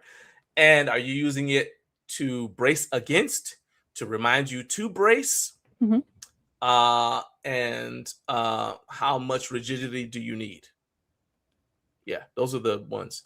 As far as suede and all that kind of stuff, that's just a comfort thing. I don't particularly care about that. I'm more into just as far as aesthetics goes. I'm like, well, do I like the color? Not as much as like, do I like the material it's made out of? Gotcha. Because again, for powerlifting, you don't have as much leeway. With strongman, you could have a belt made out of whatever you want, essentially. But in powerlifting, the belt has to be made out of certain materials. So I just try to keep it as simple as possible because I compete in multiple federations, and I don't want to have something that's only allowed in one federation and not the others. So, well, you also had that happen one time with your competition. You got that belt got disqualified. That's how I learned that lesson. And you had been training the whole time with that belt, and then being told, nope, you can't use it. I was like, oh, fantastic. So that reduced the amount of weight I could lift because obviously I did the whole competition beltless. Yay. Yeah. Carp said, I like a 10 millimeter belt much better than a 13. I normally use a 4-inch belt. So 4-inch is the width of the belt. Okay. Right? The thickness is the millimeters. All right. Because I just find that the 13-inch belt is just too thick. The 13 millimeter belt is too thick and it doesn't break in well. So that's a personal example right there. It's got to do. That's what I mean by it depends on what are you using it for, as far as what lift, what are you using it to do for you, and your personal comfort level and all that kind of stuff goes into it. And see, honestly, so the other thing is with the belt, I always thought like squats or deadlifts, but when you mentioned bench, and then in my head I'm like, how would you use it on the bench until you described it? All right. So then overhead pressing. And then, I mean, there's people out there in the wild who do bodybuilding and they want to use the belt for like bend over rows. So it just depends on what are you using this belt for? Because some people use it to literally help support you for what you're doing. So if I'm doing bend over rows with it, I don't want a belt that's super stiff. I want it to just kind of remind me to stay braced. Okay. So yeah. Okay. So in that case, I might actually just use that soft belt that I got from Spud Inc. I mean, I have my Iron Bowl one, and I've used it for like deadlifts. I've used it for heavy squats. Right. But I never thought of doing it like again with bench. But I'm not really a heavy bencher yet. And for overhead press, my overhead is actually getting stronger. But now you say that, I'm like, I never thought about using the belt to kind of support my back. So I don't bow or I don't, that kind of thing. So now I may actually use it. Yeah, and it's so the kind of belt you have, let me go to Iron Bull Strength's website so I can just show Because all the everybody. technical stuff that you guys described, that was not Yeah. what I got for the belt. I was just surprised I was able to get into like the smaller belt. So, So and I don't let's think go that's the ahead. smallest one either. Now they've got some smaller sizes, but I think your belt is, well, hold on. First, let's address this. So Carp said I would also highly recommend the Pioneer belt fed strength with a Pioneer lever on it, because they've got what's called a so they got different lever buckles or whatever. So you've got a lot of different options. But Sweet. now let's share screen. Let's go to this is specifically the belts from Iron Bull Strength for women. So this actually shows you like the different options. So this is more of like what I would say. It's a weightlifting belt. It's soft, That was like like one for of the the first sport ones I of got. weightlifting. So that kind of like illustrates what I was saying. It's like, for weightlifting, you're going to spend every lift in the sport of weightlifting, you're going to bend over to start the lift, because you start from the floor. So you Right. need to have a belt that flexes with you. So there's a women's weightlifting belt. You got the performance belt. This is more for like the CrossFit type of stuff. You got to be able to run in it, maybe do some strongman stuff in it. But this is I want to say this is the one that you have. Yeah, it's the one I have. Yeah. You've got this one. So this is 7mm and it's IPF approved. So that's basically the strictest federation, but this is the one. And you see that it tapers. This is, hang on a second while I'm saying all this stuff here. Yeah, that is the one you have. All right. that's the one I So so you got it. So it's available in multiple colors. And reason why I wasn't sure is because Naomi's is pink. But yeah, so it's thicker in the back, tapers in the front, so that it's easier for you to bend over, like I said, like if you're doing bend over rows or something like that. So this is, if not in Jared's case, but just for somebody who's buying a belt for the first time, if you have never used belts, this is the one you go with. That's I would recommend you go with just to get started using it, because some of it is just, a belt is a tool, and you need to get I would say that 90% of the people who wear a belt don't use it correctly. So they don't get out of the belt what they're supposed to. And in fact, it makes them weaker. Gotcha. But if you learn to use a belt correctly, then it helps you. It doesn't hurt you. Right. Okay. So I guess like the best analogy for that is wearing cleats. If you're a football player and you're on the football field, doesn't make you a bad runner when you are just jogging on the sidewalk wearing normal tennis shoes, because it just is a tool to help you be more efficient at that specific application, but it doesn't screw up your running. It's like my cycling cleats. Or It's like a specific tool for that thing, but it shouldn't screw you up for if you do a similar activity and you're not wearing it. Right. Okay. So there you go.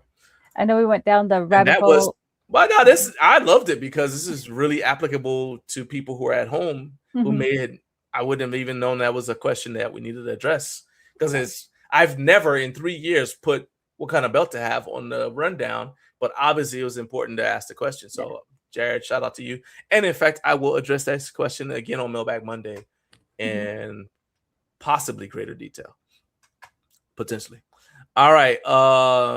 So let's see here. Let's see. Kevin said body weight change is real. He said my belt from Rise is basically unusable. I bought it when I was 40 pounds heavier. Yes, you need to make sure you're buying a belt. If you know you're losing weight, you need to buy a belt that you know you can use at the weight you're going to be, or use for as long as possible. And sometimes, that can be a thing. So in those situations, I actually tell people to not get a lever belt, get a buckle belt like what you have, because it's easier to adapt that. Said 3-inch belts are our thing. Jared says 2-inch belts are our thing too. Yeah. So 2-inch belts are typically bench press belts because you're using them. So again, the inch is the width of the width. Okay. Right. So 2-inch belts are typically bench press belts. Because really it's, for the most part, it's being used to just hold down the shirt. That's why they're designed. They don't have to be thick for that, right? Okay. And you also want to be a bit short. So I am arching on purpose this time. You want to be able to arch around it. Right. If it's too thick, it's going to be hard for you to arch because the thickness of the belt is going to stop you from arching. So it's got to Which makes fit in sense. that little sweet, yeah. So it's got to fit in the sweet spot, depending on the length of your torso, where your ribs are in relationship to your hip bones. Okay. Let's see here. And Carp says some people prefer a 3-inch belt for deadlifting and a 4-inch for squatting and everything else. Yes. Again, it's because of being able to bend over. Or, I'm sorry, let's be professional. Hinging. So you can hinge at the waist, hinge at the hips. So All right, here we go. let me ask this, because as much as you were teasing me about headphones and my glasses, sounds like people have those that like do belt collections. a belt Yes. collection. Yes. So on average, like for those that have answered like the question for me to help me understand and help those that are watching that also are trying to understand, like, so you have and I'm trying to put it in perspective, kind of like with my triathlon, like what kind of gear that I have and stuff like that. Right. So like, do you have a belt that is strictly for squatting? Do you have a belt that or deadlift? Do you have a belt Some people do. strictly for like the bench or like other kind of lifts? And then when you go and compete, do you take all those belts with you? Well, yeah, because you train with the belt specifically so that when you get to, it's kind of like I'm always using the football analogy. I've already used one today with the cleats. Yeah. You train with your helmet during training camp, so you're accustomed to catching with a helmet on because your field of vision is different. Right. So you want to use that, but also the way the helmet fits on you is different from helmet to helmet. So you get it. So you try to train with the helmet you're going to use on game day. It's the same thing. As much as possible, you want to train with the equipment you're going to be using on the platform, if it's powerlifting, or in a competition, if it's strongman. As much as possible, you want to keep the variables the same, because that's how you can judge your performance. Because if you, let's say you train with this is kind of a little bit of a slight tangent, but let's say you train with elbow sleeves on the bench, right? Okay. Well, you can't wear those when you go to a powerlifting competition unless you're competing equipped. So, quite frankly, I'm going to hurt feelings. Quite frankly, there's no reason to wear elbow sleeves when you're bench pressing unless you are injured. Okay? But as soon as you're not injured anymore, you should stop wearing the elbow sleeves if you compete in the bench press, because those elbow sleeves are going to not only change your bar path, but they're also going to cause you to have a false sense of security. Not security, but you're going to not have a false impression of how much weight you can handle, right? So you need to train like game day as much as possible. Okay. All right. Now let's say you want to go without a belt for a period of time to strengthen your core. Cool, but when you're about 6 weeks out from your next competition, you need to start wearing the belt, your wrist wraps, and all that stuff to get used to it. Exactly, because I remember I wasn't using a belt, wasn't using wrist wraps or whatever, and I went ahead and I used that stuff at bench meet. This is before I met you, and my bar path was all over the place because I was getting more pop out of the bottom, and I wasn't able to control it. Well, when your bar path is out of place, if you in powerlifting, if you hit let's say you're coming up and you hit the rack, you can get disqualified. That attempt can be disqualified because you're supposed to demonstrate control. Okay. So you got to train with the stuff on. Now, Brian doesn't wear a belt. I think he should, but it's his career, so I don't really talk about it. But yeah, he doesn't wear belts. Okay. Trevor said Mark Bell from Super Training always wore a belt when he was benching. Yes, because he started out equipped, and even when he went to being a raw lifter, he still was accustomed to using a belt. But yeah. But it's because most of his bench record, in fact, all of his bench records, Mark Bell got when he was lifting equipped. And yes, different sports have different rules on belts for height and style and stuff. Okay. So Jared says he's trying to pioneer cut prong belt, and they have a great sale this weekend. Yeah, we just showed they're having the 4th of July sale. Said y'all just named 4 different kinds of belts. You talk about strongman wearing gear. Well, that's true, but I named 4 different kinds of belts, but I named them for 3 different sports. So nice try. I named belts for weightlifting, for bodybuilding, or general fitness, and powerlifting and strongman. So I guess that's the fourth one. So yeah. Rex said, I was losing weight when I purchased my belt from Belt Fed Strength. I took that into account, and it still works great even after more weight loss. That's the best way to do it. You have to kind of like estimate, and a good company will help you in terms of like making those estimations. They're like, well, what do you weigh now? How much do you anticipate losing? Whatever. And they'll help. They'll kind of make some recommendations for you. I think too many people make their purchases and they don't ever bother to actually reach out to the company and ask questions like, hey, I'm planning on buying this, but this is going to be my situation. What do you think, or whatever? I think that's a highly underrated resource. And it's also a great way to find out if that company is going to be around if something goes wrong. Because if they won't answer your call or respond to you when you're trying to give them money, I promise you it's going to be tough to find them when you need something, when you need them to fix something if it's their fault. Yeah.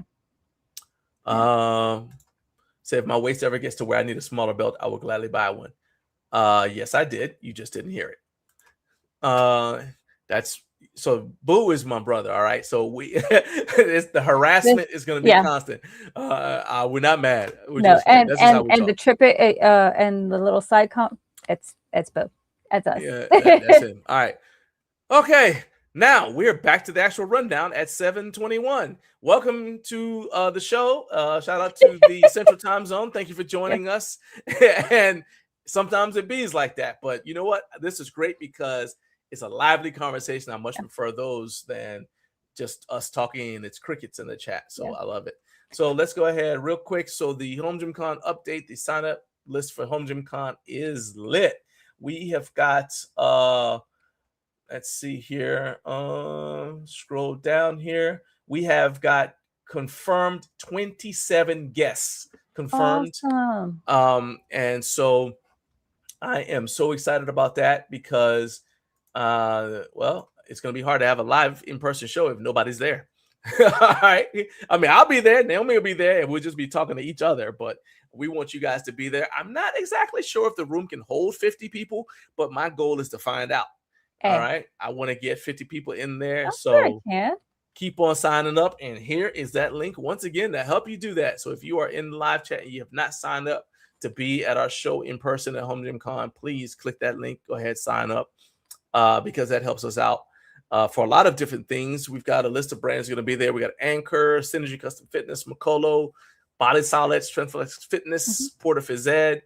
They're going to be there, and they're going to give you guys, we'll have giveaways, and we always have a good time. And of course, I have verified Kenzie's mom she is flying from Utah. She is importing flour from Utah specifically to make the cinnamon rolls. This is not something you want to miss. I just want to know, depending on how big of a bag of flour she's bringing, will it fit in a carry-on, or does she have to purchase an extra seat? I still remember where you bought sweet tea and you put it in the passenger seat and you put a seatbelt on. I was like, did you seriously buckle? Safety first. The sweet tea. You fail to plan, you plan to fail. You fail to plan, you plan to fail. But I knew where we were going. They wouldn't have tea up to my standards. So I was like, all right, I'll just bring my own. And so it's just, I am so excited for the cinnamon rolls. So can't wait. It's going to happen. Yeah. And we will have tissues. Jared said, because there might be tears. I don't plan to cry, but I didn't plan to cry last year, and I did. Yeah. Jared said on sending the company messages, he said, oh man, I'm probably wearing Matt from Pioneer out as I'm between two belts and I'm struggling because I'm way overthinking it. I don't think it's overthinking. I mean, it's your money. And so I'd rather you think a lot going into it than you just say, okay, I'll buy it and then be like, oh, I should have. It's also your safety. If again, your safety is important. So you want to make sure that you have the right equipment as you train. Okay. So of course she said, so here we go. The gang up. It said, Tracy is Boo's wife, my sister, who I call mama because she's like everybody's mom. She said I did name a lot of gear for powerlifting. Okay. I named wrist wrap, belt, and elbow sleeves, all of which are gear that y'all wear in Strongman. But then in Strongman, you'll also wear grip shirts. You wear the forearm sleeves for when you're doing stones. Some of y'all wear deadlift suits when you are doing deadlifts. But I can't. I'm gonna subtract that because the deadlift suits came over from Equipped Powerlifting. Y'all got a bunch of stuff, and I'm just gonna tell. Oh yeah, so exactly. That's what I thought. I can start listing junk, and you just see. I'm telling you, I don't care what y'all say. The early strongman competitors, they were out there in t-shirt and shorts. Y'all look like a 1980s GI Joe. It's still very interesting to watch. Attachments. And I didn't say it wasn't. It's fascinating, but he started it, and I'm defending myself. Let's see here. See, there we go. Anyway. Remember we also gonna have the Anchor live stream on the Thursday before Home Gym Con. Now let's talk about Home Gym sales real quick. So we're gonna begin with Micro Gains. So Micro Gains is offering 20% off site wide, and if I ever actually find their boom, there it is. All right, I got probably 10 tabs right now, which would drive you nuts if you saw them, because I like tabs. I don't like windows. No. All right, so Micro Gains is right here. So the sale runs from now. I'm not sure why it's doing this. Probably because the tab needs to refresh. I got too many tabs open. But scroll down. There we go. So the sale runs now through July 6th. And the reason why, and this is site-wide, okay?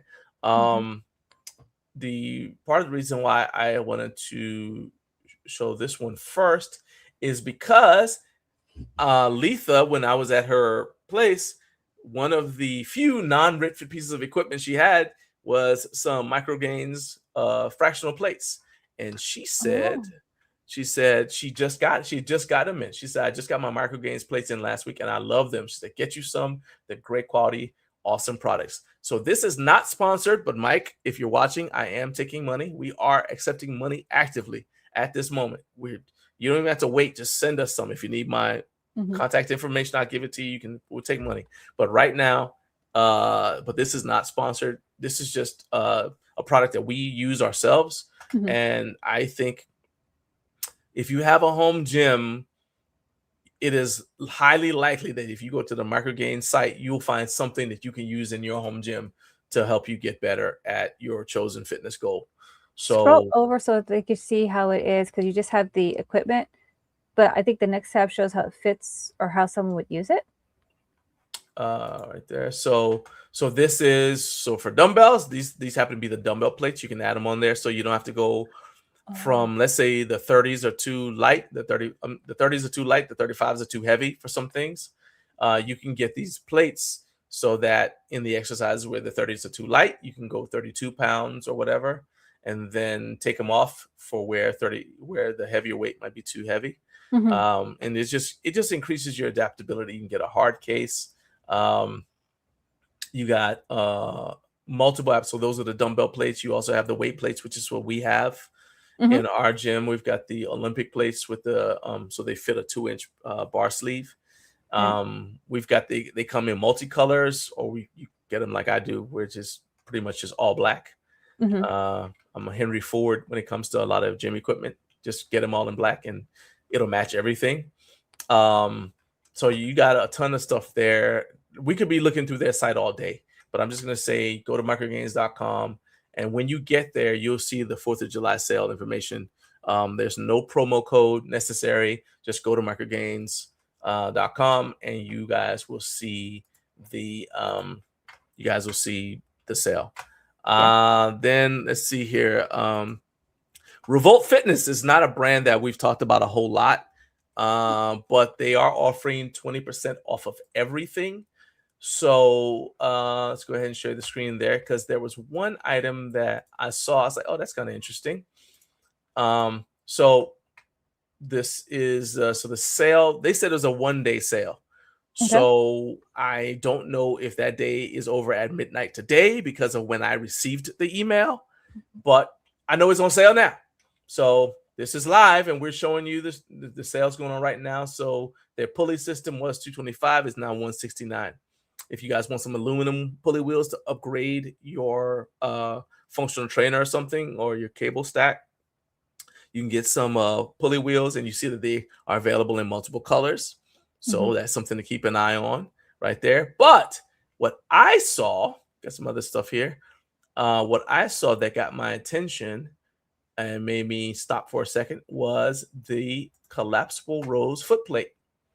So a lot of times when you have a foot plate for rows, it gets, unless you're doing rows, it gets in the way. So I like that it's collapsible, so you can collapse it and it gets out of your way when you're not using it, so you don't hit your ankle bone directly on it, as has happened to me in the past with other products, right? So obviously you want to look, and it's available for either 5/8 or for 1 inch. So so that gives you some options. And I want to say that this is, what does that fit on the single stack that we have? Well, I don't know. So what I'm looking for right now, because you have to make sure that it's compatible. I don't know if this is 3x3 or if it's available for our single stack, because our single stack, remember, is that is a 70. It's a 2.3 by 2.3, so it's not a 3x3. But yeah. So anyway, that's the thing that got my attention from them. You want to use code July 20th. Again, that is not sponsored. I just happened to see it because I'm subscribed to their newsletter. So you guys can go to revoltfitness.com and just check out the products, and you'll see the sale information right there. All right. Okay. So let's get rid of that. Then the next item is Freedom Fitness Equipment. Now, this is a sponsored one, because Freedom Fitness is one of the few brands that we have an affiliate relationship with. They are having a 4th of July sale right now on a lot of things. So let's go ahead and I'll show you what all they have. And if you guys want to check them out and support the show, the link to do that is in the video description. So they got a 4th of July sale, blowout pricing on all their stocked turf. So if you have a gym that you want to have like some turf in to do like athletic activities, so that maybe you want to do sled pushing, you don't want to have to go outside, and you got space for it, you can save on all the turf. You also can save on, let's say you want to buy a used cardio piece. And just because it's used doesn't mean that this is all like basically it's used, but it's more like almost like refurbished, because they get it, they check it or whatever, but they just can't say that it's brand new, right? Right. But these are all commercial quality pieces of equipment, which is important, especially for a cardio piece. So you buy one, you can get one. So you can get 2 cardio pieces for the price of one. So maybe you get a treadmill and a rowing machine, or a treadmill and a bike or something like that. And then of course you can also get rubber mats. You buy one, get one on all rubber mats and tile, right? So if you don't want to get like the rollout flooring, if you just want to get like rubber mats that are in sections, you know, can kind of like, especially if you got like an odd shaped space, then that's a good one. You can buy 10 rubber mats and you get the 11th one for free. So go ahead, and the link is in our video description. So you can go to Freedom Fitness and save there, or on all flooring, by using the code Best Gym in Town. All right, when you go there. Carlos said that he wonders if that'll replace a row plate on his Anubis. It might. Just make sure, I would go on the Revolt site and, like we were saying earlier, ask the question. Ask them what dimensions are of the because I couldn't find it, because I'm looking right now. But you should be able to find out like what size rack it fits, whether it's 3x3 or whatever, and make sure before you place the order. But that, yeah, it's something that to me would make a lot of sense for a setup like yours, where the foot plate is always there, so it's always in the way unless you're actively using the foot plate to do an exercise. Okay. Let's see here. Then we've got GetRx is having a 4th of July sale. They messaged me on Instagram, so they tagged me on Instagram rather with this video, but which a lot of you guys may have already seen, and so that prompted me to go visit their website. And I promised I will go. All right, there we go, right there. So share the screen real quick and get our next. So they got a 10% off site-wide. So this is a little bit different. If you want to get the 4th of July offer, this is also not sponsored. If you want to get the 4th of July offer, what you got to do is subscribe to their newsletter. And you'll get a code that'll help you and that'll allow you to unlock 10% off site-wide. And that code will be good from July 1st to July 8th. If you already subscribe to the newsletter and you don't have the code, check your inbox and your spam folder because you should have it already. So you guys can save that 10%. And you guys know a lot of people. I mean, some of you guys already have GetRx products. You got the Phoenix Tower or the Viper or whatever. So you know that they have really cool products.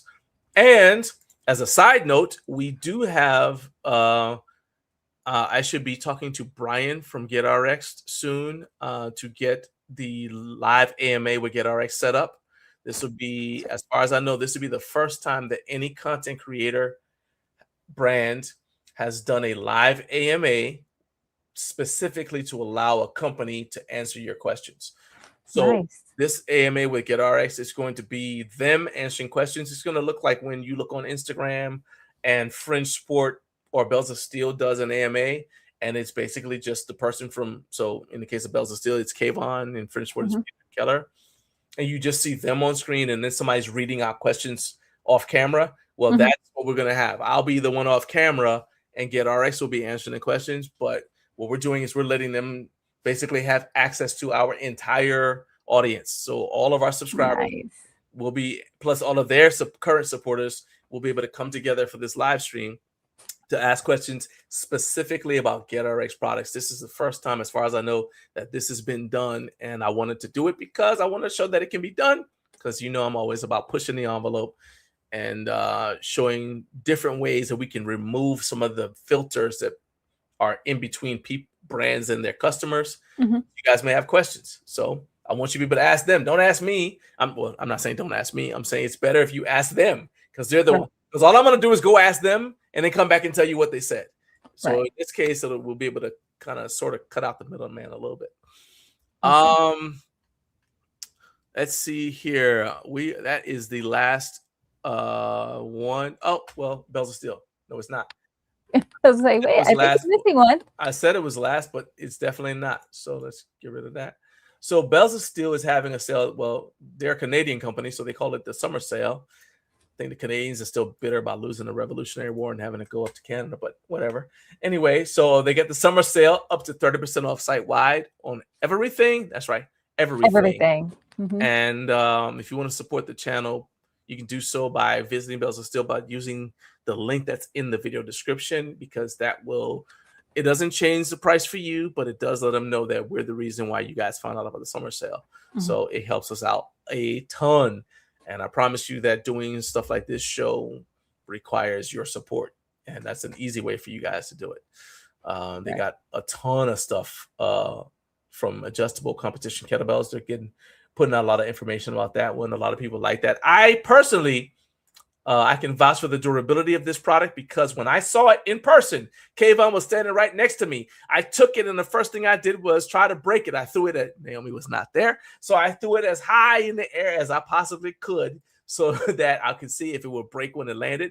And Kayvon was standing next to me. He said, "Heck, I want to see if it can withstand that kind of abuse too." So he said, "Throw it again, throw it higher." Oh yes, I will. All right. He encouraged me. I was just tossing it up in the air. Hey, I'm telling you.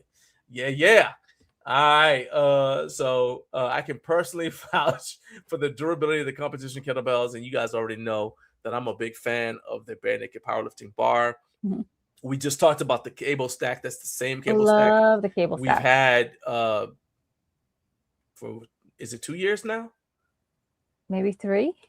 Almost 3 years. We've been using the Bells of Steel single stack. We've had some add-ons from Porter Phys Ed to it, but we're happy with it, and we think you guys will be too. So go ahead, link in the description for this video. Check it out, shop the channel, and you guys will be able to save. All right, so that is it as far as sales information. Jake did put he's watching, and he did put a note about the show. Yeah, good morning. So Carp said I can vouch for the kettlebell toss. I was there too. Yeah, I'm telling you, I was literally just standing there. Naomi was in Florida, so hey, and I'm not saying this is related, but she's never let me go to Home Gym Con by myself since. Okay. No. All right. Okay. Whatever. But hey, you gotta do what you gotta do while you got an opportunity. Jake said the doors open at 6 a.m. Friday for the live show. Unfortunately, because the show starts at 6, we got to get people in there prior to that. So we're gonna end up having to have somebody watch the door to let people in. But yeah. Oh, well, look at that. See, Naomi, I was helping the people. Carp said that's why he bought the kettlebell, because he saw it lasted. Oh, it was part of the marketing plan? Is that what you're saying? Belva still used you for marketing? I'm bringing solutions to the people that need it. Yeah, when your story begins with, see what had happened was. Okay. Okay. And the fact that you had an audience meant that you had witnesses. One of which was the owner of the company. The next, oh no, that was the same year that I got Peter to throw his brand new silverback dumbbells to see how far they'll bounce. Yeah, we had a lot. We didn't have anything happen while you were gone. Uh-huh. All right. So let's go ahead and move on to the next topic. Exponent. We are actually running out of time. Exponent Edge collab update. So I know that there is a ton of interest for this. We actually what happened was, I'm just saying, man. So or even better is like he goes, Naomi, I can explain. Yeah, it's not my fault. Let's begin with that. It never is. Never is. So the Exponent Edge collaboration. So we were on hand to watch this. This was the first ever. It came out of the factory, showed up at DeMarco Jackson's house. DeMarco is a linebacker for the Chicago Bears, the NFL football team, for those of you who don't know, because I know we have an international audience. We watched the first ever, in fact, the only existing version of this product. We watched it get installed. We saw them problem solving, because again, this is the first ever one. This is the prototype. And this is the first time it had been installed anywhere. It came off the factory floor, got put in boxes, sent to his house, and they installed it right then and there. So we watched them, and this is kind of like what we want to talk about here, is like the behind the scenes of it, because we watched them problem solving in real time. So we also got to see one of the pictures we have is of Jason Benoit's wife. She's I don't know if she wants her name. You said out loud on whatever, but she was there, and she was taking notes because not only was she taking notes so that they could create the assembly manual based upon real, like, all right. So instead of creating the assembly manual based upon what somebody at the factory was doing, they're creating the assembly manual based upon installing it at someone's house in real time. Yeah, to be able to troubleshoot it and stuff like that. Right, but it's also going to have a whole lot more application to the real world. Yeah. Because in the factory environment, it's pristine, there's none, whatever. Whereas they had to deal with the lip. I know somebody said something on the Instagram post where they were saying, like, is it going to work with the lip that's in a lot of garages? Well, they said, yeah, we had to work around the lip. And so all of the finding up all the different things you will have to do in your house, they're they're writing the assembly manual based upon dealing with those real world conditions, right? And so it was really cool seeing their process, seeing how they problem solve, because the design engineer was there, Jason was there, and they're the ones putting it together. So that was one of the things that was the most interesting to me about the process. And then watching them demonstrate it for DeMarco, because he had never seen it, because he basically they exiled him to his front porch, or they're like, hey, you can go in the house, but come back when we put it together. Yeah. Because then they got to see how somebody reacts to it, who's in there, who he obviously works out. The reveal. Yeah. Right, but he's never used it. So it gave them insight in how you might react if you get it and they're not there. So the questions he was asking, they're like, okay, let's write this question down because this is something we'll need to answer potentially for the next person. So Right. it was a really, really cool experience. How did you like? What jumped out to you about it?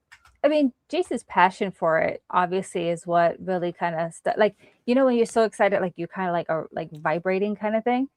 That was him. Like he could not wait. And then just seeing how everything was packaged was really good because the way it was laid out, the equipment itself, again, watching his wife as she was taking like notes, and it's like one of those like, oh, you know what, write that down. Let's also make sure we include this. So you could definitely see the details that they were really focusing on, really kind of fine tuning. Oh, and I can't remember the other gentleman's name. And I am so sorry if you're watching.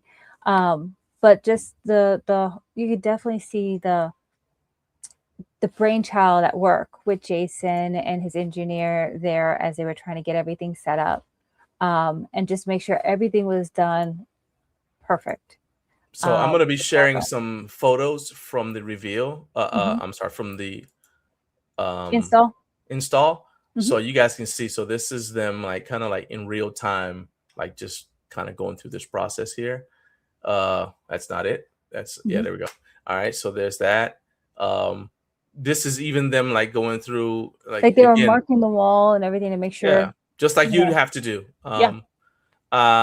This is and like, you know, hitting the studs or whatever, like all the different things that you would have to troubleshoot, they were having to do in real time to get it done. So you can see like the marks on the wall as they were like, okay, well, which studs will work the best for this, you know, rack? Do we want it here? Because that's the garage door.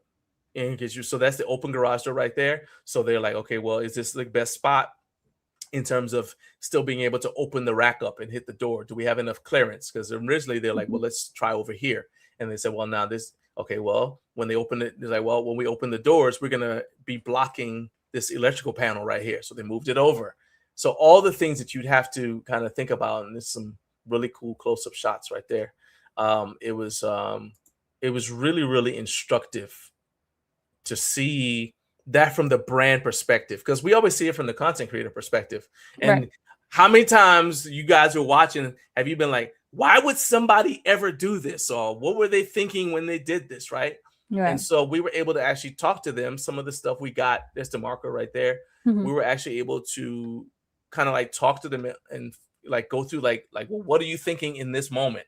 And they asked us the same thing too. So it was like an ongoing dialogue as we went through the process of getting it done.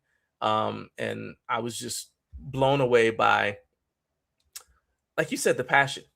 Yeah. The professionalism, yes, but the passion that they have for it. And we actually even explained. So it was funny because Jason didn't know about the 5/8 Society, even though he is a member of the 5/8 Society. He just didn't realize it. So this is DeMarco's teams that he's been on. Right there.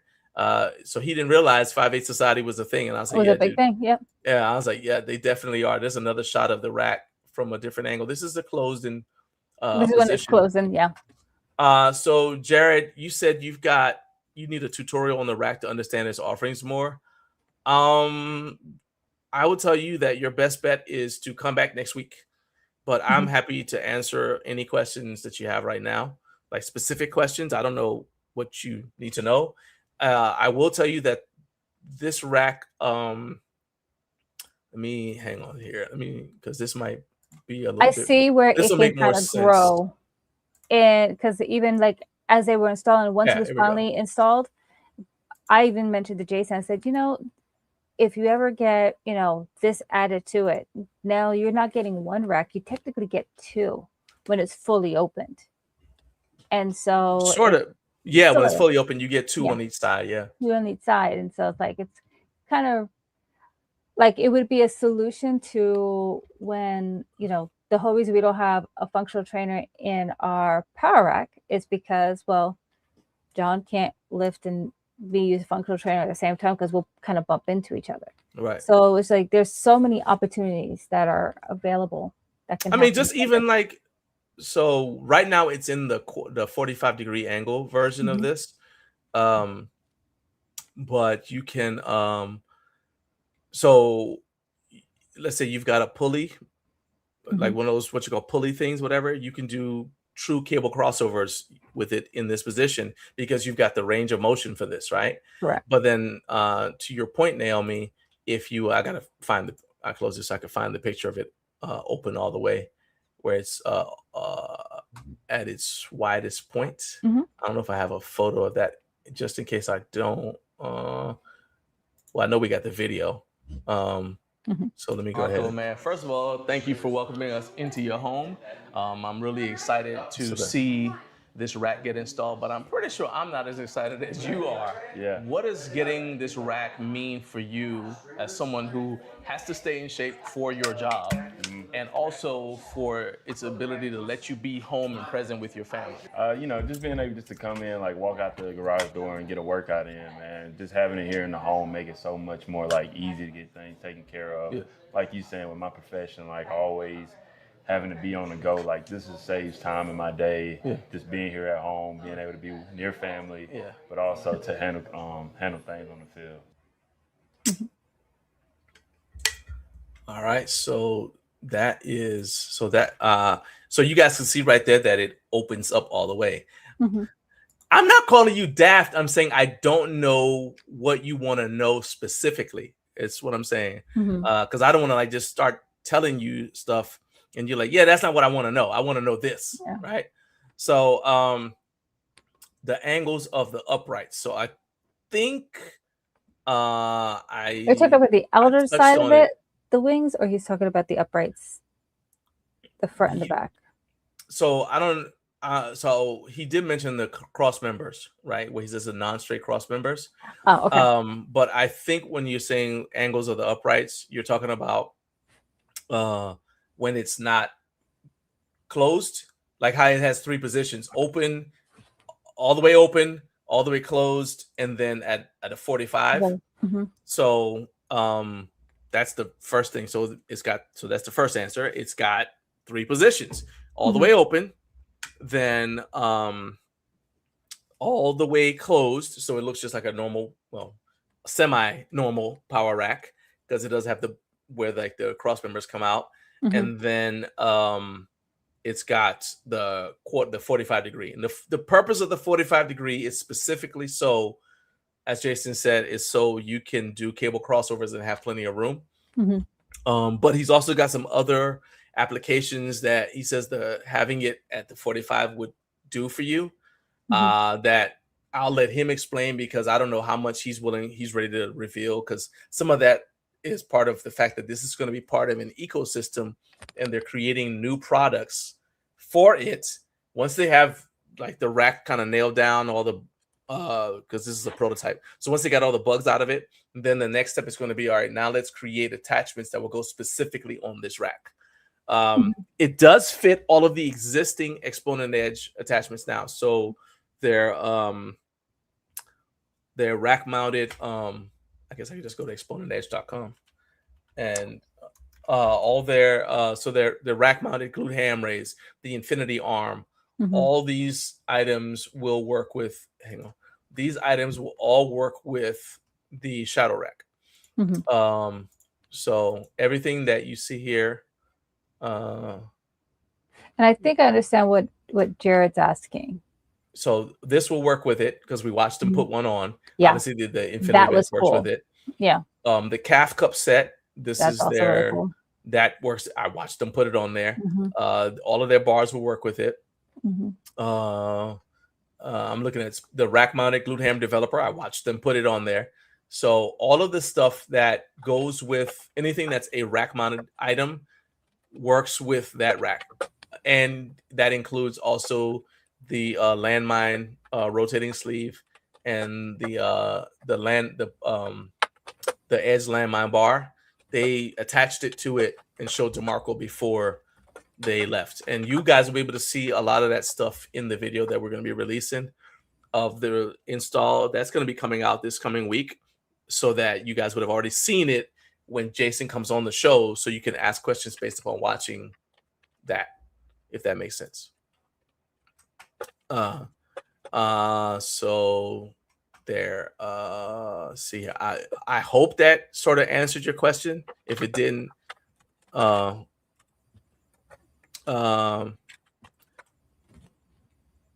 let's see here. So the vast strength, Carp said the vast strength guy has 45-degree rack attachments, but it sounds like he's doing that with the full upright. Yes.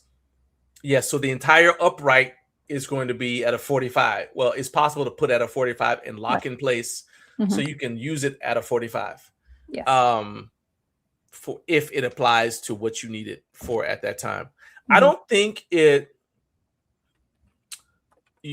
not one of those things where you're at a 45 and then you still got like the pull-up bar, you still got like the squat bar and all that kind of stuff, because it's going to be out way too far. The 45 is to do specific things with each upright. So maybe a cable crossover, or one of you wants to work out on one side, the other wants to work out on the other side, and you need more room. You know, so I'm thinking about it through in real time now, right? So let's say Naomi wants to do landmine work using the landmine bar, right? And she's going to use one of the right upright as we're facing it. But I want to do some cable work. Well, we'll be in each other's way. So all you have to do is just open it up. Now you've got more room, so she can be working on her landmine exercises without me bumping into her while I'm over here doing cable stuff or using the infinity arm over here. So it opens things up in that way. It just gives you options. And it's also one of those things that I think, like once you see it, then you're like, oh, I could do this with it, or I could do this, or I could do this. And you, like, your brain just is going to start working, right? And that's, to me, is one of the best things about it. Yes, you can exactly, Carp. Like you can have an attachment off the corner and you have more room because it's at a 45 instead of having to make the rack itself wider, because that's what normally happens. You either make the rack wider so it's not just 4 inches across, 4 feet across, or you don't have like upright attachments that are at an angle, so you have more room. Instead, the entire upright rotates out. Or 45, not like that. Rotates out at a 45, right?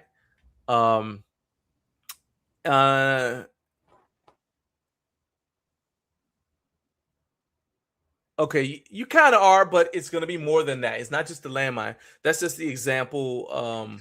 I mean, even with like using this is the example that came up, I thought of, but it's other stuff too.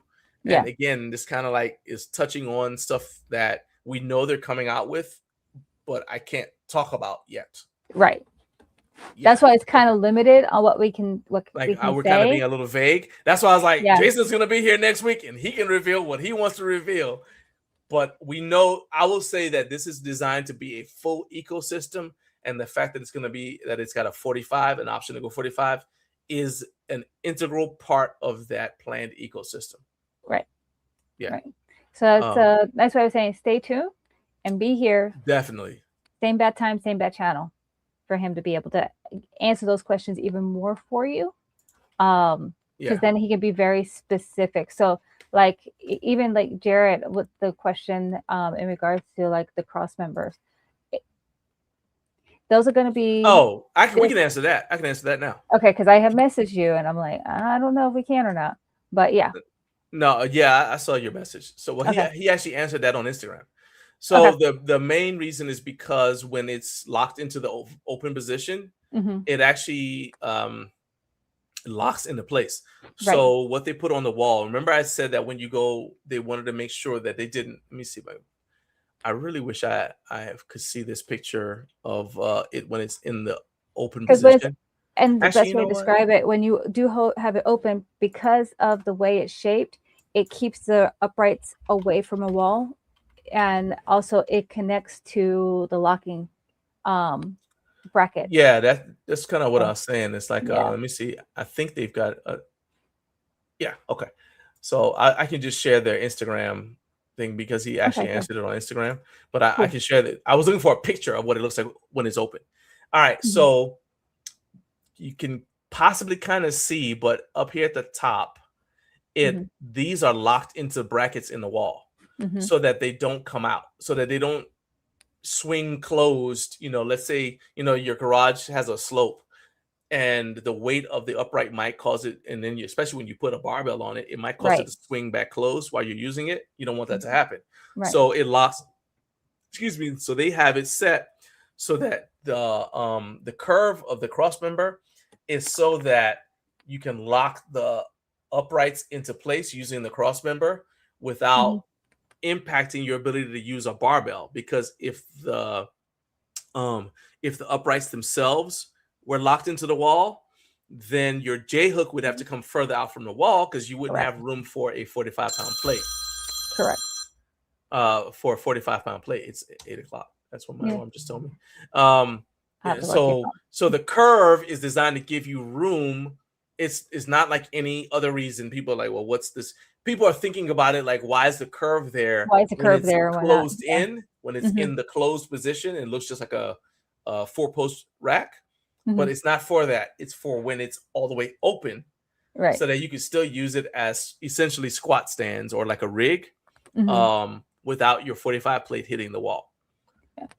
So I hope that I hope that is what that was the question. Yeah. So that's why it's curved like that. And let me see here what else we got. I did ask him if he had plans on going 1-inch holes, and I knew somebody's going to ask about it, and I saw Carp did, and the answer just for everybody is no. It's going to be 5/8 and 5/8 only, because he just is a firm believer in 5/8. At some point in the future, people may convince him to go with 1-inch holes or maybe a keyhole design, but Jason does not. He's firmly 5/8 all day, all the way. So when I said, oh man, you're part of the 5/8 society. I said, so you're 5/8 society, right? He said, what's that? So I'm like, he's like, he had no idea. So Home Gym Harry, you got work to do to get the word out there about y'all's little not so secret but not secret club. I don't know if there's an oath or something that you have to take, or a secret handshake. Yeah, whatever y'all do. I don't know what y'all do over there, but yeah, but seriously, actually, there probably is opportunity with rack badges for the 5/8 society. So it's funny as you say it like that. So like, because in my head, like there's actually like a group of people that, and complete sidebar on it, when went on a cruise, there's actually a bar that sells the Alchemist. And so there are an Alchemist society, and they have badges and pins. And if you're new, you get this pin and all this other stuff. So I have one. And so I'm like, one of the things like for the 5/8 society, I was like, yeah, they need a pin or they need a badge or something that is only recognized for like 5/8 society. So that was how my brain was going. Get them a challenge coin or something. I mean, they do have rack badges. I think 922 Designs makes some. But all right, so this is an image of everything. Like I said, everything that they currently make fits on it. You guys see that plate storage is in the center. So that's where your 45-pound plates go. This is bolted to the wall, and then they have the little brackets right here that the cross members go into. Those are bolted to the wall as well. But yeah, so you can use all of this stuff with it. That's their the calf block right there. Love it. Love this is the landmine jack. You have the pad in the back. Yeah. The rack mounted glute ham. This is the infinity arm. So yeah, and this is their this is what he calls a bodybuilding bar, because he said there are power bars, there are bars for weightlifting, there are no bars for bodybuilding. So he created a bar that's an all-around bar for somebody who's into bodybuilding. So that's that bar that's right there. Gotcha. So yeah, there you go. And like I said, we've got more Tara said I just came up with gang signs. I saw that and I just saw that and I kind of like chuckled to myself. I was like, I'm going to need video of that, Jarrett. I'm just curious. Show us at the live show in person. Oh boy. Now if he starts strip walking too, that's going to be funny. That'll be interesting. That'll be interesting. And yes, he did put a closed ladder on the infinity bench, so there may be hope for 1-inch holes. I'm just telling you that we were with Jason, I want to say a grand total of 4 hours, And by the end of that 4th hour, nothing I said had made him change to 1-inch holes. Yeah. Okay, on his rack. So yeah, there we go. Mhm.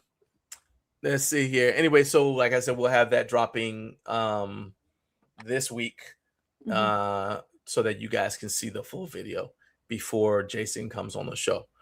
All right, let's talk about the live stream. The Arkansas Strongest live stream. We had first of all, I'd say we had a good time. We did. Once we got past some of the stuff, it's always great to go out to Arkansas and see Huck and Christy. Yes. And in the past, we've streamed for them, and the live streams have been at their home gym, which is a pretty big home gym. But for the amount of people that they had, they decided, or that they wanted to have, and also just for more exposure, they decided to put the event at have it at the Arkansas State Fair. So when we get there, so that we actually, in fact, I'll just pull it up from our Instagram. So our daughter did a walkthrough of the event, and let's go ahead and I'll share the screen real quick so you guys can see it. Because she did a walkthrough, so you guys can kind of see. So this is I want to say it reminds me in terms of size of like one room of the Music City Fit Expo, for those of you who have been to that. It's definitely not as big as Home Gym Con or anything like that. We did see some people that we see at Home Gym Con. So there's Barbell Voodoo, for example. Unbreakable Gear. We saw Anderson Powerlifting there. And I hadn't seen John from Unbreakable Gear since I was doing play-by-play for IPO Worlds a couple of years ago. Same event where I got my hands on the Kabuki deadlift bar for the first time. But anyway, so that's us right there streaming. And this is when they were doing the Fingal Fingers. So it was a really great event. I see a lot of potential for it. Oh yeah, definitely. I think it's a potentially could be like a destination event. Yeah. Like you go to Arkansas specifically for that event, not I happened to be here and I competed in it. Right. You know? Right. What do you think about that? I like the fact of how it went really quick, because sometimes some strongman events can be kind of long, but they had it going pretty quickly, and they had multiple lanes. Multiple lanes. They did have 2 events going at the same time. Like you had the Ring the Bell and the what was it, the flipping Fingal Fingers, which that was really cool watching. There were several competitors there that, I mean, just flew with that. Just and then others, like it was like you cheer them every step of the way as they were getting them over back and forth. Same thing when it came down to the deadlift, and even with the. I'm just got some of our stuff on screen so you guys can see. So there's like log clean and press. What's going on? That's a commercial we ran. This is the Ring the Bell event that ended up. One of the ladies broke it. Yeah, which I thought was awesome, actually. Who was a novice, by the way. Yeah, it's her first competition ever. And she hit it so hard that it rang the bell. And the component said, "No more. Yeah. I'm done." You guys can kind of see. Actually, can you see this? Yeah, so you can see the live chat. So we had people in the live chat the entire time, just checking it out. And so right there, I don't know if you guys can see that, but that's somebody from South Africa, because they were talking about this guy who they were a team member named EJ, who's from South Africa. He was representing it. He's representing that country. Yeah, it's crazy how every time. So this is the deadlift ladder that we're doing right there towards the end. It is a lot of fun. I was on the fence about, speaking of live streams not making money, this actually gets the stream got demonetized because of the music.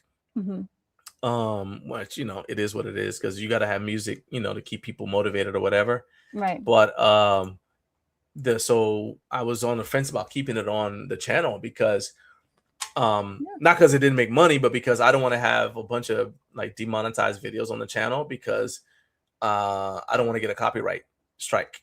And if you get too many copyright strikes, YouTube can remove your channel.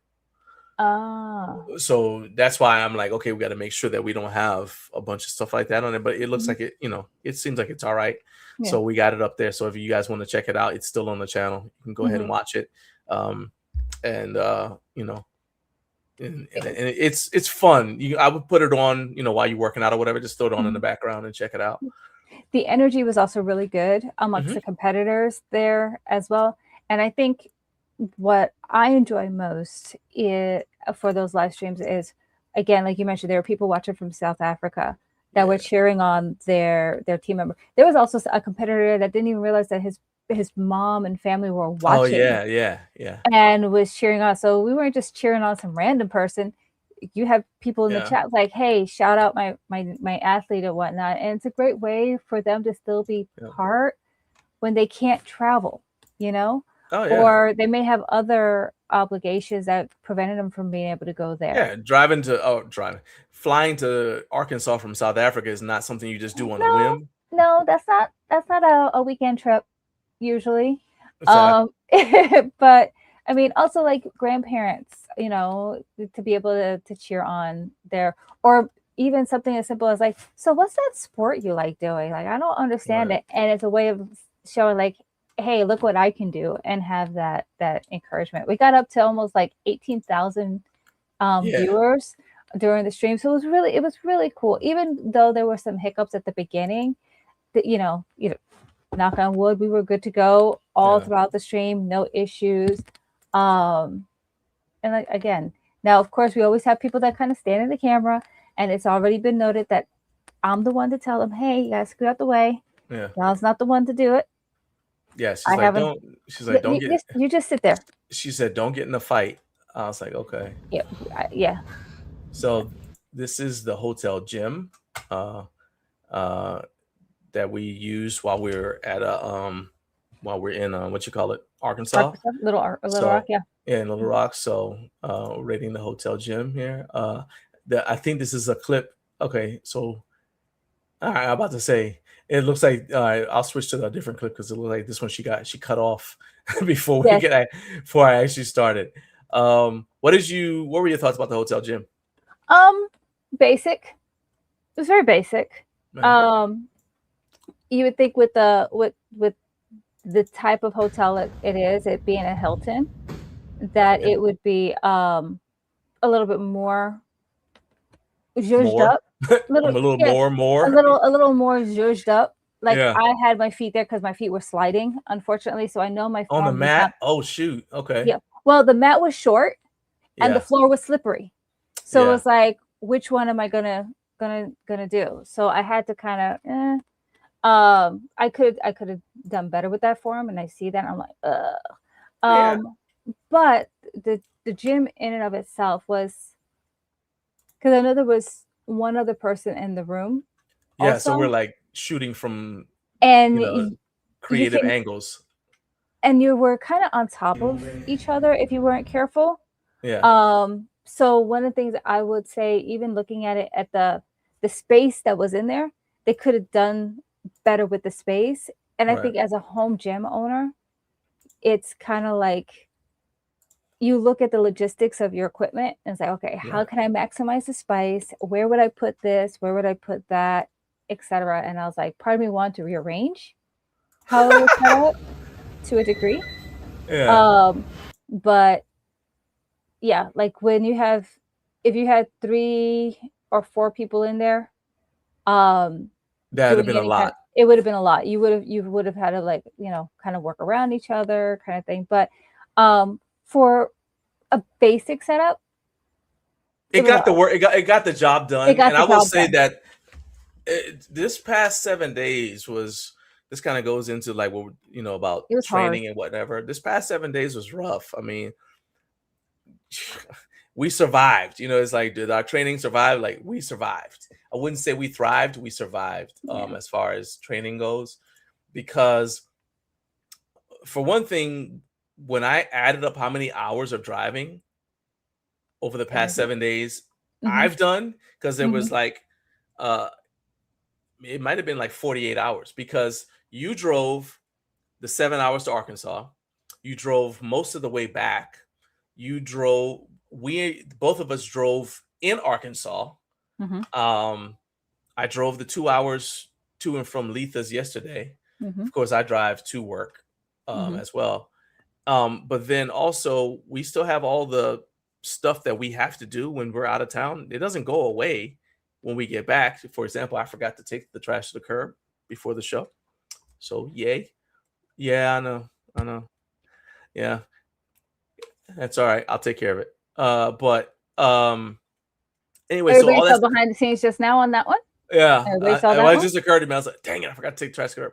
But it's like all that stuff doesn't go away, you know what I mean, while you're out of town. So we came back and I had to go to work. So actually we came back and we got back about midnight, and then it was our turn to live stream at church. So we had a few hours of sleep, got up, moved everything back into the house, got everything set up to make sure. One of my, quirks is I set everything back up immediately, because I want to make sure everything's working. I don't have to try to figure it out later. So when we first get home, I bring everything into the house and I set everything up, right? Then we got some sleep, and then we got up and we went and we live streamed in church. And then it was our daughter's birthday. It was her actual birthday. So we spent her birthday weekend doing the stream, which was actually kind of cool for her, she said, because first of all, she got toys and presents from places that she normally wouldn't have seen, because we aren't in Arkansas. So she got to see some stuff there. She got some stuff from the Arkansas State Fair in itself, like some the glitter booth or whatever. What's it called? Glittery? Yeah. So she got some stuff from there. But we had to do all that, and then, do stuff to you and my mom. Mommy went out and did stuff with Nora for her birthday. I had to go to work. And so we had all this stuff going on. And in fact, I want to say that the amount of healthy non-road food meals we've had over the past 7 days is like nil. There wasn't time to meal prep anything, because there wasn't even any meal prep stuff in the hotel. There's not a place to meal prep, right? So you just had to make the best choice you could from the road food. I was craving. I had got to the point I was like, I haven't had a real vegetable, and I was like, we're driving back, and I'm like, I need to stop. Yes, we need to get gas, but at the same time, I was like, when I saw Subway, and I grew up having real heroes from like the local bodegas in New York. So like, if I want like the closest thing to a true hero or sub, depending on where you're at or where you're from, is a Publix pub sub. And that wasn't the case. It was Subway. But when I saw Subway, I was like, I need a Subway sandwich. And I was like, and even that was at a gas station. And I was at a gas station. Stop, whatever. And John was like, what? And I was like, yes, I just need vegetables. I would do a full veggie sandwich. And that's what I did. Well, I blew through my protein shakes. I packed them. All right, ran out of those. We literally were just like, all right, we're now the Bee Gees. We're staying alive. The diet, I will say, the diet impacted my ability for my workout, for my fitness. So I'm trying is like the stress, like it's part of why you became a little bit with not stress, but with the blood pressure. So putting it out there, yes, I've had some blood pressure spikes over the past few days, and I've already been in communication with my doctor about it. And I just think, again, when you not on routine and with everything that's going on and whatnot, it did a lot of travel. And it wasn't travel because of like going off someplace for vacation. It's work travel. So I know that kind of that's true. People are like, oh yeah, you got to go to here. Well, it's not like we're there relaxing. We're waking up early. We're doing late nights because we're making sure everything's brainstorming as far as we could, make sure stuff is working. We did have to do some workarounds. You know, speaking of backup headphones, we're going through multiple, like, okay, which one are we going to use to monitor? You know, there's a lot that goes on behind the scenes. You're setting up, you're taking stuff down.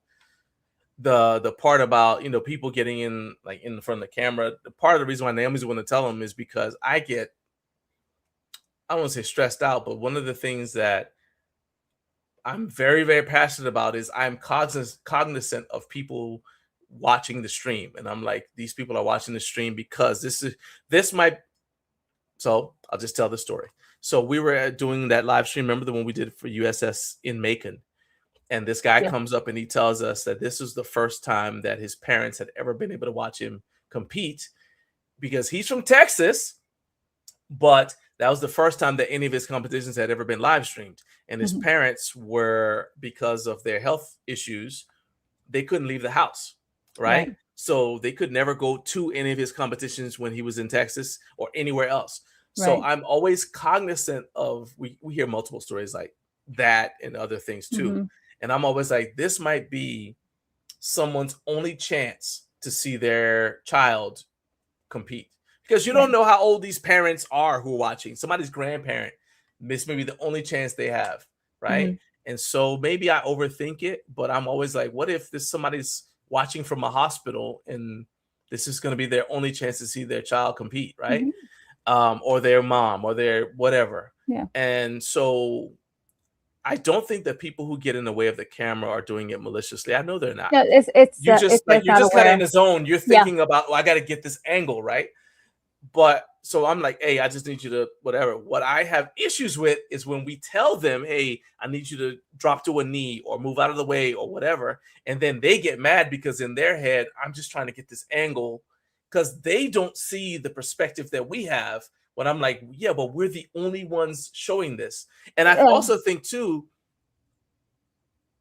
people aren't used to having 20,000 people watching a strongman live stream for an event. So they're like, oh, well, there's only like a couple people watching. They don't like realize there are a lot of people watching, or for whatever reason. And I'm like, dude, you're in the way, or ma'am, you're in the way.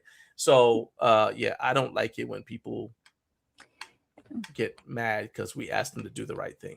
Well, also, I think you kind of go back into your military, like, whatever you so I'm like, you can get it like soul to soul, however you want it, however you need it. Yeah, so that's why she was like, she literally said, don't get in a fight. Don't get in a fight today. I was like, nah. It's like, I don't look good in orange or in vertical stripes, and we don't have bail money. I walk the path of peace until you show me until the road forks. Anyway, it was great. For in general, it was great, and I do see the potential of it being bigger. Which, much bigger. I think that's what I mean by, I think it could become a destination thing, because when David and Christy do their events, they've already had like people come from New York to compete specifically at a strongman competition they're having. Like the only reason they came was to do that. They're not here, hey, we were going to go hiking in the Ozarks afterwards because the Ozarks are right there. No, we came specifically for this event, and we'll probably leave after the event's over, right? So they're part of the tourism plan for Arkansas, I think.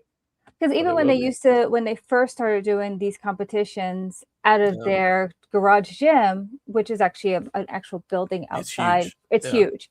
And even that was packed out. And then like year 2, year 3, because I think we've been doing this now for them almost 4 or 5 years, maybe. Yeah, maybe. Give or take. And even rain or shine, because I remember there was one event where we live streamed and it was raining. Like they put out the canopy outside. Put out the canopy and everything else, and still had a huge turnout. And so the amount of people that were there for this competition, there would not have been there wouldn't have been any room at their home gym, and it was already packed out. And mind you, there was another competition that was going on the other side too. Yeah, there was a powerlifting meet going on the other side. I want to say, so actually Nora took a video of the people who were of the spectators. So this is it. So this is so the empty chairs are competitors. Yeah. For the most part, but Or they have family that's standing closer to watch. Yeah, people get up to come watch or whatever, like get up and I want to get closer to see this or whatever. Yeah. But this is just her walking around the perimeter of the event. And because I said go around and just get video of the people who are just sitting here watching. And she's like, all right, so she's walking around. But most people can stay seated because they're standing up. No, because they're getting up and they're walking closer. Yeah. And it was just a great event. People were cheering. There are a lot of first-time strongman competitors.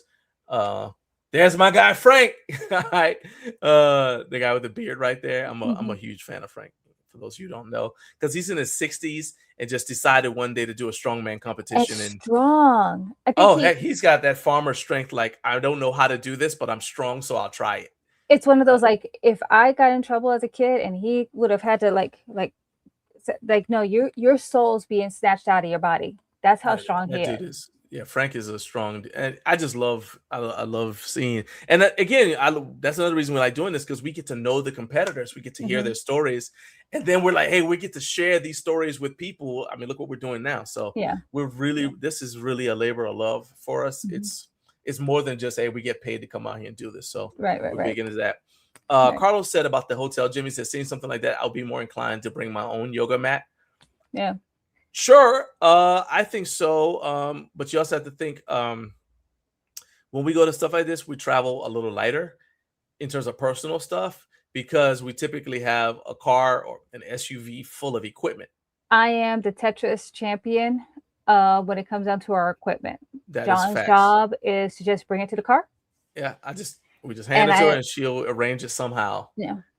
And we gotta hey, we gotta leave room for us there, and the kids, whatever. Yeah. And once it's in there and that trunk is closed, leave it alone. Leave it alone. Yeah. If you need something out of it, take it now.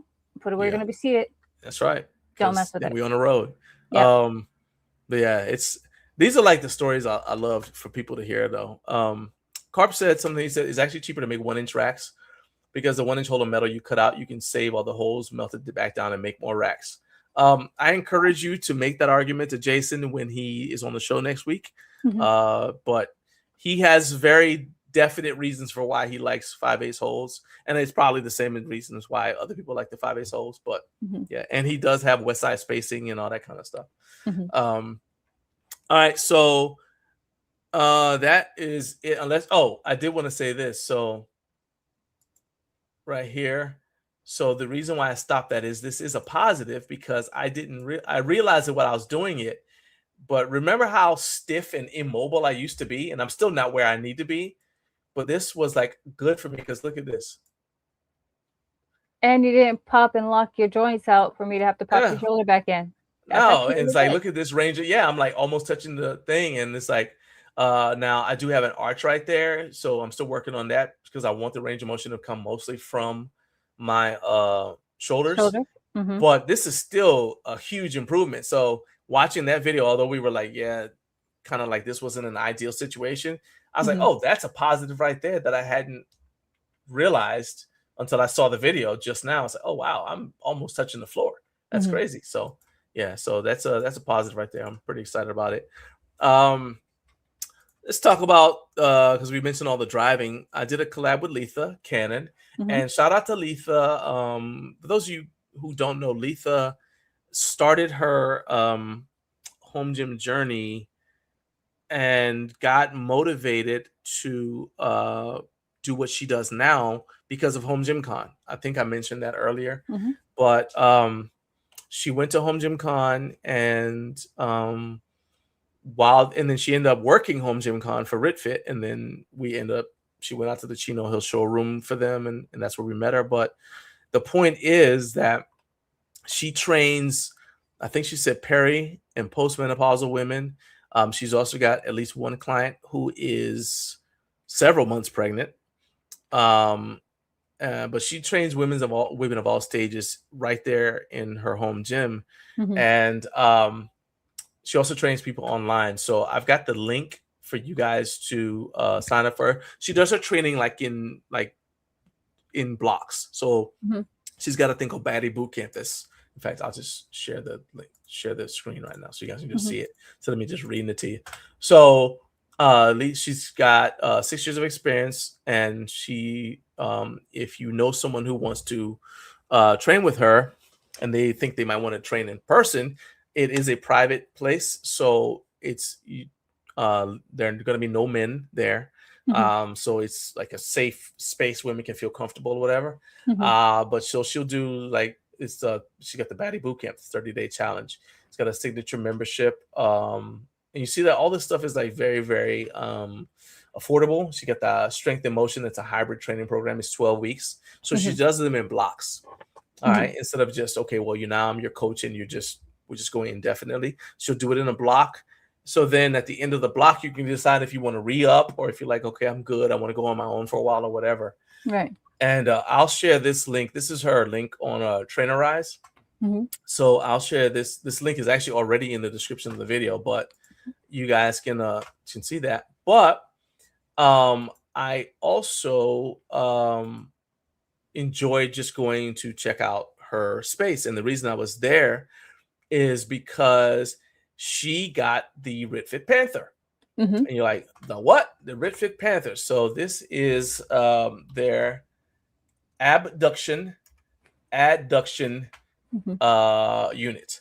All right. So I know that we've had a few people do videos on it. I actually watched Ashley's review of the Panther on her YouTube channel, and I incidentally added it to the playlist videos we love from channels we watch. So you guys can check that out. I highly recommend it. It's actually her touring the Rit-Fit Ohio showroom, but she's in part of that video, she's using the Panther, and the Panther is the actual name. It used to be the Cougar. They decided to change the name, which may have been good. But it's a Rit-Fit Panther. So this is a home hip abductor and adductor machine. And I was able, so this was my first time seeing it in person. It does come in pink, black and pink. So there's the pink version. But this was like I think it's a real cool behind the scenes story, because so Rit-Fit offered this to us and we don't have room for it. And so I asked them if they would be willing to send it to Letha, because we know what she does. We love what she does. And we're like, this is something that she could, obviously I asked her if she could use it. She said, oh yes, the ladies I train, I've been looking for something like, they've been asking for something like that. So it just worked out, and she's had it for about 30 days. So I went out there and we did the review. Letha and I did the review together. She told me about it, her impressions of it, what her clients think of it. So I think that review has a lot of value because you're getting feedback from multiple people as opposed to just me, or even me and Naomi, about the quality of the machine. And I think that it's got a lot of value there. So that video is going to be coming out. Members will get it this week. And then I believe it's going to be coming out week after next. But I got to double check the schedule. So that was the reason why we went there. Let me see. I've got a video. I want to say I got a video, so you guys can kind of check out the what you call it, the what her gym looks like. Those of you who may not have seen it before. So do this right here. Shorts uploads and 30 seconds. Just gotta find it. I know you're right. All those tabs. That's why. Right there, got it. Now this one's a window, so windows are the problem, as always. I'm Letha Cannon. Welcome to my home gym. This is Balance and Grace Coaching. I do train clients here in the home gym, primarily women who are in the perimenopause to menopause and even postmenopausal stage. However, I do have some younger clients. But the ultimate goal here is just to become 1% better every day. So we're equipping women with real habits that they can put into place in their real everyday lives and become successful. 100%. And that right there should make you a fan of Letha. That's actually a YouTube short that's on the channel right now. So I encourage you guys, please go check it out. I'll put the link to that short in the video description. You guys go check it out, because we want to raise Letha's profile and get more people just reaching out to her through Trainerize. Because I think her business is one where she can help so many people. And more than that, I've said this before, but my number one skill is I can usually tell what people are good at after I meet them and I spend a little bit of time around them. And I'll tell you that Letha has a passion for what she does, and she has an ability to make to explain concepts to you, especially in a training session, training situation, in a way that shows that she's got a teaching background. All right. So makes stuff that maybe sound too complex. She is able to break it down and just say, okay, well, this is why. This is why this is happening. This is what you need to do for your specific situation. And everybody doesn't have that ability. Right. Well, her affirmation board that you just wrapped up that video with the different colors, I was like, that's a teacher. Yeah. It's like, that's like when you walk in, it's like to the left. So as soon as you walk in to put your stuff down, it's right there before you train, it's right there to encourage you and to kind of like give you a, hey, this is how your mindset needs to be today. So yeah, that's the teaching background. I didn't even think about that. Yeah. And in fact, she says, I know so many names of these names from your show, but I cannot wait to actually meet them at Home Gym Con if they'll be there. So you guys make sure you come to the live show because she promised she'll come to it. But then also she'll be at the RitFit booth. So you guys can meet her there as well. So go swing by there. And I can definitely say, Letha, that, last year when I was behind doing the engineer part for, the live show part, and there were names that were coming up, like all different handles. I'm like, and I hope I'm saying this right, maybe. And John's like, oh, it's this person. Oh, it's that person. Now this time, I know because I can then put the faces with their handles, and it is so it'll be so much different because now you're putting a face to the name, to what you see on the live chat. So it's actually really, really cool. I think too, it's kind of like why we actually multiple people have said this, even some people from different brands have said that to them it looked like when they came, like from the brand perspective, watching us, they said it looks like they're watching people who are in high school because they're able to watch like all the different groups and see who gathers and who talks to who and all that. Not in a bad way. No, it's just like it really feels like I say this all the time, but when you're at Home Gym Con, it feels like when a college is on spring break and everybody goes to the same town. Yes. Because you're walking down the street, and you're like, oh, hey, you're waving across the street. Oh, there's somebody I know, and they're in this restaurant. It's like, oh, we got to meet up with you later on. We got to talk, seriously, that kind of thing. It goes past family reunion. It becomes kind of like, hey, we're all here from the same school. We all know each other, and we're hanging out, and it's just a dope event. Carp said we do the same thing with my friend Nina with Overflow equipment. She has 30 clients, female clients. She trains weekly, so it gets a lot of use. Yeah, and I think I've watched a few videos with her on your channel, Carp, where she's like actually done some reviews of RitFit products. I think that the value of that is, again, my body is shaped differently than Naomi's body, and that's a good thing. I'm not, I think I'm attractive, but I'm not attracted to me. Okay. Y'all just think about that. But I will say that in terms of how we use equipment is different because what works for me doesn't work for Naomi. So that means that there is a limit, there's a ceiling to how much her opinion can help me if she does a product review, and vice versa. There's a limit to how much my opinion can help her if she does if I do a product review. And now multiply that, but all the people who watch our videos. Right. And it's the same thing, regardless of how in depth you go when you do your product review, the things you think are important to point out are going to be different based upon your background and what's important to you. Otherwise, your 100%. Video will be 2 hours long. 100%. Right? So I love this sort of thing because now that Letha's got this piece of equipment, we can follow up with her and say, well, what do you think now? Okay, so this is 30 days. Now it's 60 days. Now it's been a year. Give us the feedback and by extension, give RitFit the feedback. So it's going to end up as a much better product because we're able to do this. And that's why we really are into doing this approach for as many product reviews as possible instead of us just doing the review, because I think that there's greater value And it's even why the playlist is called Feel Good Home Gym Stories, that stuff like this is in, because it makes you feel, we feel good about being able to help help Let people other who are people doing grow stuff in their their. community.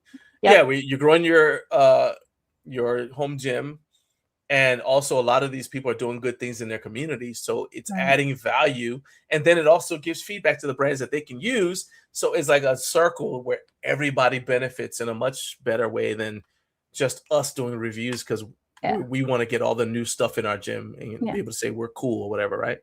Yeah, of different beta testers, being able to give that feedback and everything else, and it feels great. I can verify this. I saw the Skylight calendar. She said, "I'm so excited. I have a countdown on my Skylight calendar. All of my family members have to see the countdown every day." He said they need to be as excited as I am about Home Gym Con. I mean, I would say Home Gym Con changed your life, so I understand why you are excited about it. So yeah, that was really cool. Although I was so sleepy driving home, but it was definitely worth it. I came home and I crashed, but it was 100% worth every bit of it. Yeah, he walked in the door. I was at work, but he's walking in the door, and I was like, and he's getting ready to. I was like, don't, just go straight to bed. Yeah, I was hurt.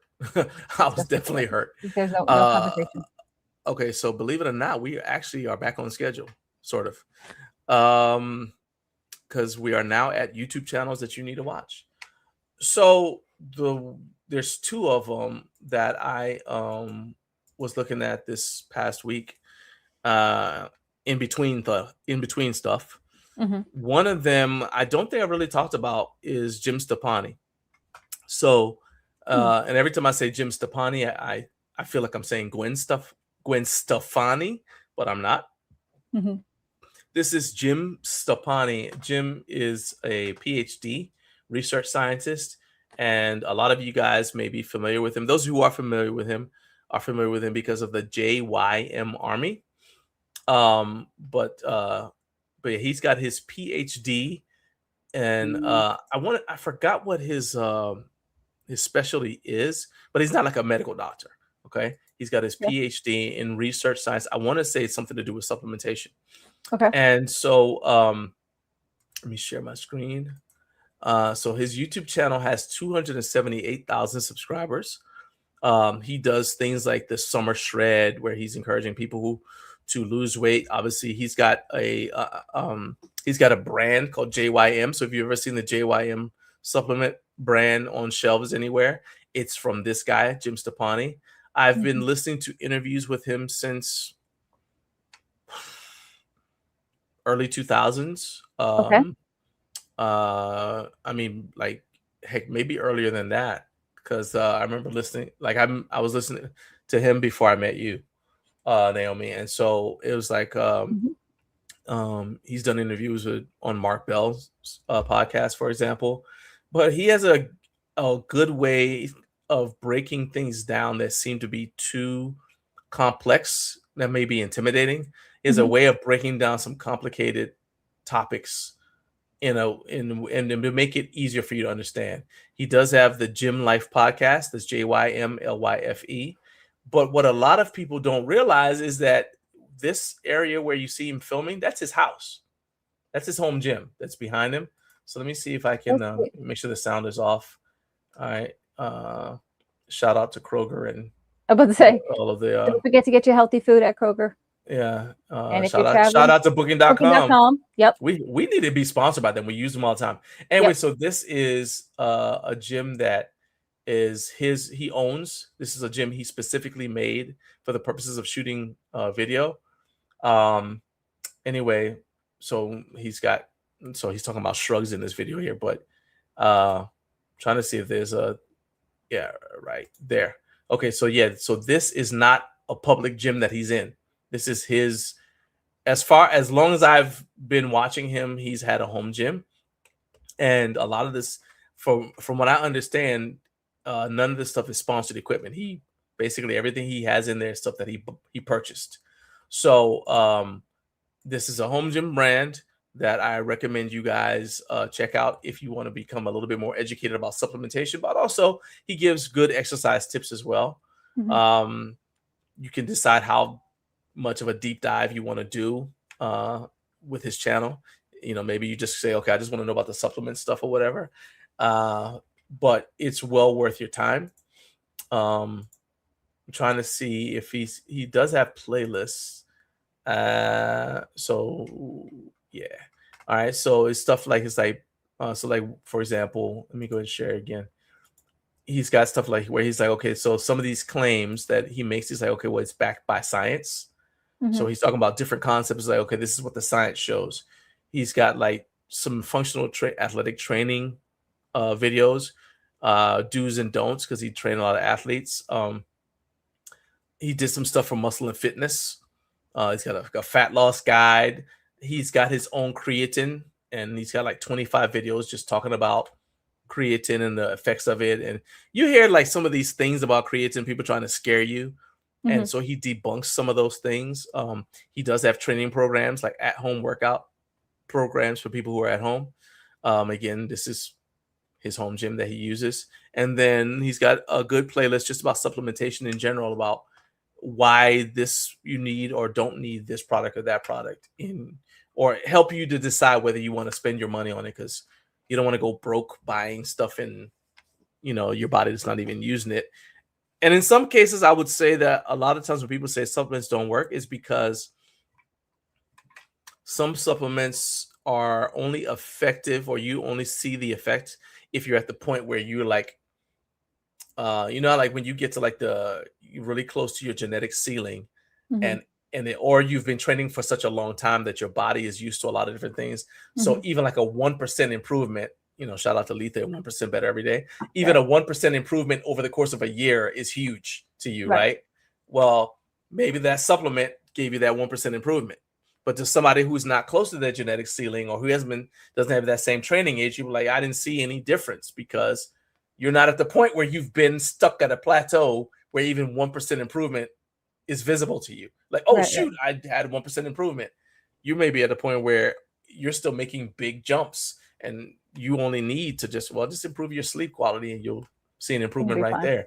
And improving your sleep quality is free, right? Right. More or less. So that's the first one that I recommend. This one is also in supplementation. It's not specific to home gyms. It's called Price Plow. This is more about educating yourself about supplements. And in case you're wondering, so their thing is they're the thought leaders in the sports nutrition supplement landscape. They're a tech and media company that covers dietary supplement science and research, along with honest supplement ingredient breakdowns. They talk about flavor reviews, industry news, right?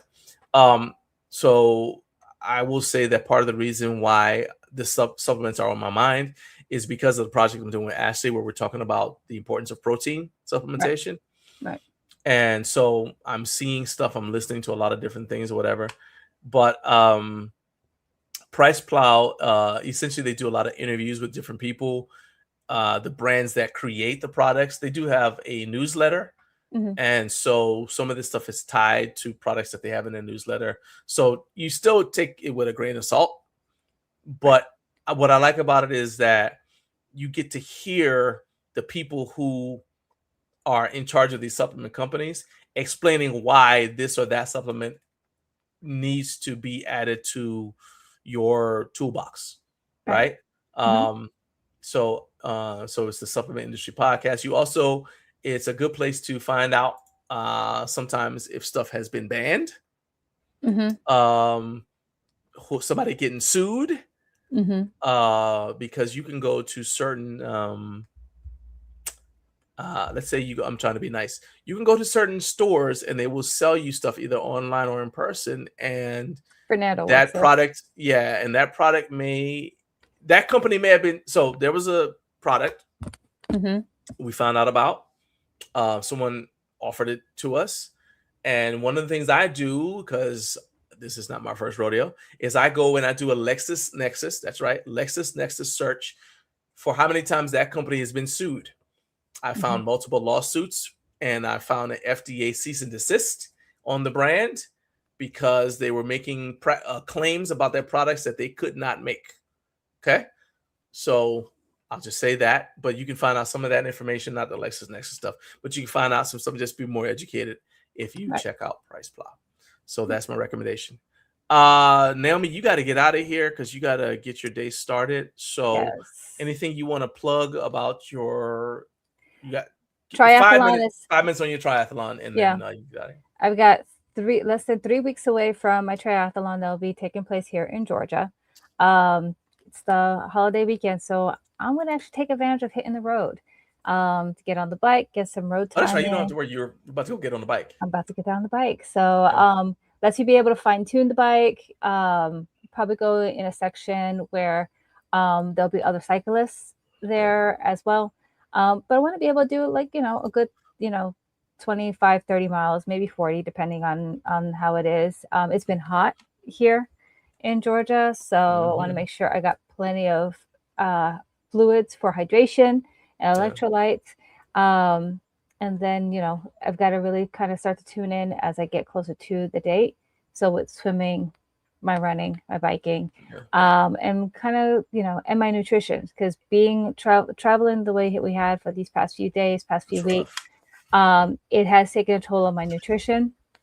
I could definitely tell on my performance how it's taking a toll. But the good news is that when you start eating well and you start taking care of your body again, it bounces right back. So I felt really good in my workout yesterday. But yeah, the countdown has begun for next triathlon, and I'm excited. Letha says she might come to the race. I told her if she comes, she's got to be willing to eat ice cream. Yeah. Because that's like the post-race ritual. Now, I don't eat ice cream, but I go, my role is to pay for the ice cream Naomi eats, and I get to watch her face as she enjoys it and realizes the race is over, her hard work is done. So now I can't be convinced to go and eat someplace else though. If it's not ice cream, if we want to go and try a local eatery, hey, I'm a foodie by heart. Where is this race going to be so people can decide if they want to make make it? It's in Gainesville, Georgia, so it's at the Lake Lanier. So if you've ever been to Lake Lanier, that's where it's at the conference center. And I'll make sure I'll give it to John to post the link in the description so you can check it out. There's still time to sign up. So if anyone wants to be able to do a triathlon, hey, you can join me as a competitor and be in the transition box too. But the debut of the tri-suit. Yes, the debut of the tri-suit. In fact, that's why I'm going to be cycling in today, just to get some time on the outdoor with the tri-suit and see how it works. So I'm excited. All right, well, I'll let you go and get ready to go do that. Get you some sunshine, some road time or whatever, some time on the bike, and I'll talk to you when you get back. I will not be doing any of that stuff. I mean, I'm going to work out, but I got video editing to do all day. Other than that, and I have meetings. Yay! And I'll take Nora with me when I get back, so that way we can do some things as well. But it was really cool hanging out with everybody. So happy 4th of July, Independence Day for all of us here in the States. All right. See you. Yeah. All right, that was my lovely wife, Naomi. We are getting close to the end of the show, so we only got a couple more segments. And the next item on the list is videos we love from channels we watch. So for those of you who don't know, this is a playlist of videos that it's videos I watched over the course of the past 7 days.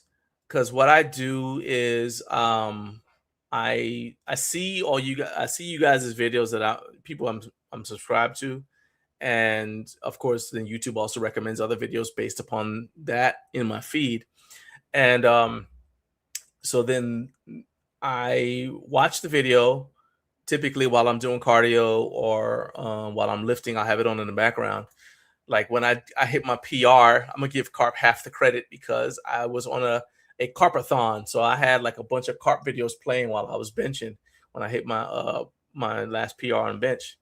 But I do that with everybody. I'll just have like a playlist and I just watch it when I'm on the treadmill or just while I'm in the gym.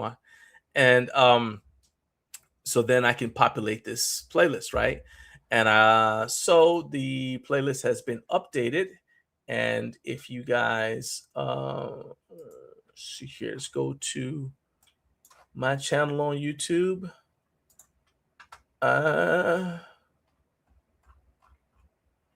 Let's see here. View my channel. Boom. All right. So, and I'll share this with you guys here. So, you guys can see it. All right. So, scrolling down, I'm live now. All right. So, this is obviously that playlist right there. So if you go to the Home Gym channel, I mean the Garage Gym Life Media channel, the home page. I know sometimes you guys just go straight to the video, but if you go to the home page, this is where you'll find it. You find all our playlists. This is our documentary, The Why Project. It's Feel Good Home Gym Stories. It's where we try to use our platform to do cool stuff for people in the community. We got our free home workout programs, gym tours, reviews, training vlogs, and right there at the bottom, videos we love from channels we watch. So I have added some more videos to this playlist. There's one from let's go to the newer ones. So Ashley's got the one, the Versa Hook review. I actually added this one here. It's an interview, an older interview with Ashley from when she was doing physique competitions. And it's her talking about the aesthetic athlete. Got a video from Mind Pump talking about every lifter should do this. This is Jonathan's review of the Bells of Steel Oblivion Tower. Advice from Angel Alexandra that he was motivated by a conversation he had with Kevin from Home Gym Gains. Good video from Freedom Fitness about how he's reselling equipment. Let's see here. I want to see. Where is this here? I don't see it. I know I added this. Hold on a second here. Let me go. So maybe I didn't add it because one of the videos that I added, or I thought I added anyway, was from Tyler at Sweatshop Dad. I mean, I already had a video from Tyler on there, but it's a video from Tyler at Sweatshop Dad talking about affiliate links. And I know that, this is a topic that keeps on coming up frequently, I would say, about whether affiliate links are, they get in, whether if you have an affiliate link, it gets in the way of you being honest. And, I don't necessarily think that, I think it depends on the creator, but yeah. All right. So there we go. So now I just did it. So now let's look at it again. See if it's on here. So it's not showing the RitFit Home Gym tour, the RitFit showroom tour for some reason. But some of the videos that I have on there are Ashley's RitFit Ohio showroom tour. I've got her. I've got the video from Tyler Sweatshop Dad talking about affiliate links, like his perspective on whether affiliate links are actually ruining home gym content. I think the only people who have a problem with the affiliate link thing are, quite honestly, people who don't want you to make any money off of what we do. And there's not, I think it's one of those like it's a lost cause. If you don't think people should make money for the time they spend educating themselves about a product and then creating a video to help educate you about the product, ain't much I can, I don't know what else I can say about that. Because nothing I say is gonna change your mind. But only thing I'll say about that is I don't agree with you. I think that if someone wants to be honest, they'll be honest. If someone wants to be dishonest, they'll be dishonest, regardless of how they're paid for or compensated for their time. Okay, so that's all I can say about that. But anyway, I think it was an interesting listen. I appreciated Tyler's approach to the topic. I think he was fair. And that's all you can ask somebody to be. He's fair, and he presented in what I thought was an interesting way. So you guys check that out. We already kind of told you why you should watch Ashley's video about the RitFit Ohio showroom. But I will say that one of the things that struck me about it is how Ashley's background makes her really, really uniquely suited to do product reviews, which is one reason why I asked her originally to start doing product reviews for our channel, and then she branched out and started doing it on hers. And in fact, I think in the video she's talking to JB from JB TV. Shout out to JB TV, because she's talking about something about a product, and he said, "Oh wow, I wouldn't have known that." Because I mean, Ashley has a significant background. Her background, she's much more accomplished than I am, and most of the people in this space, in terms of just what she's done in terms of fitness across multiple different kinds of fitness, as well as the educate. I mean, she's got her master's in kinesiology, right? So she's got a unique skill set, and I think you guys will enjoy watching the video and seeing how she approaches each piece of equipment that she sees at the RitFit showroom, and in terms of saying, well, this is good or this is not, or whatever, right? So whether this is even practical or useful.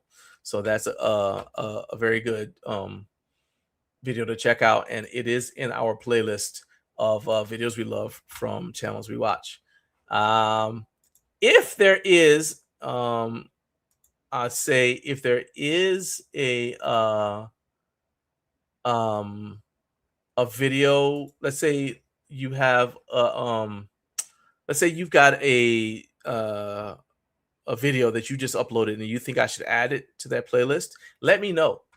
You can DM it to me at Garage Gym Life on Instagram, and I'll check it out.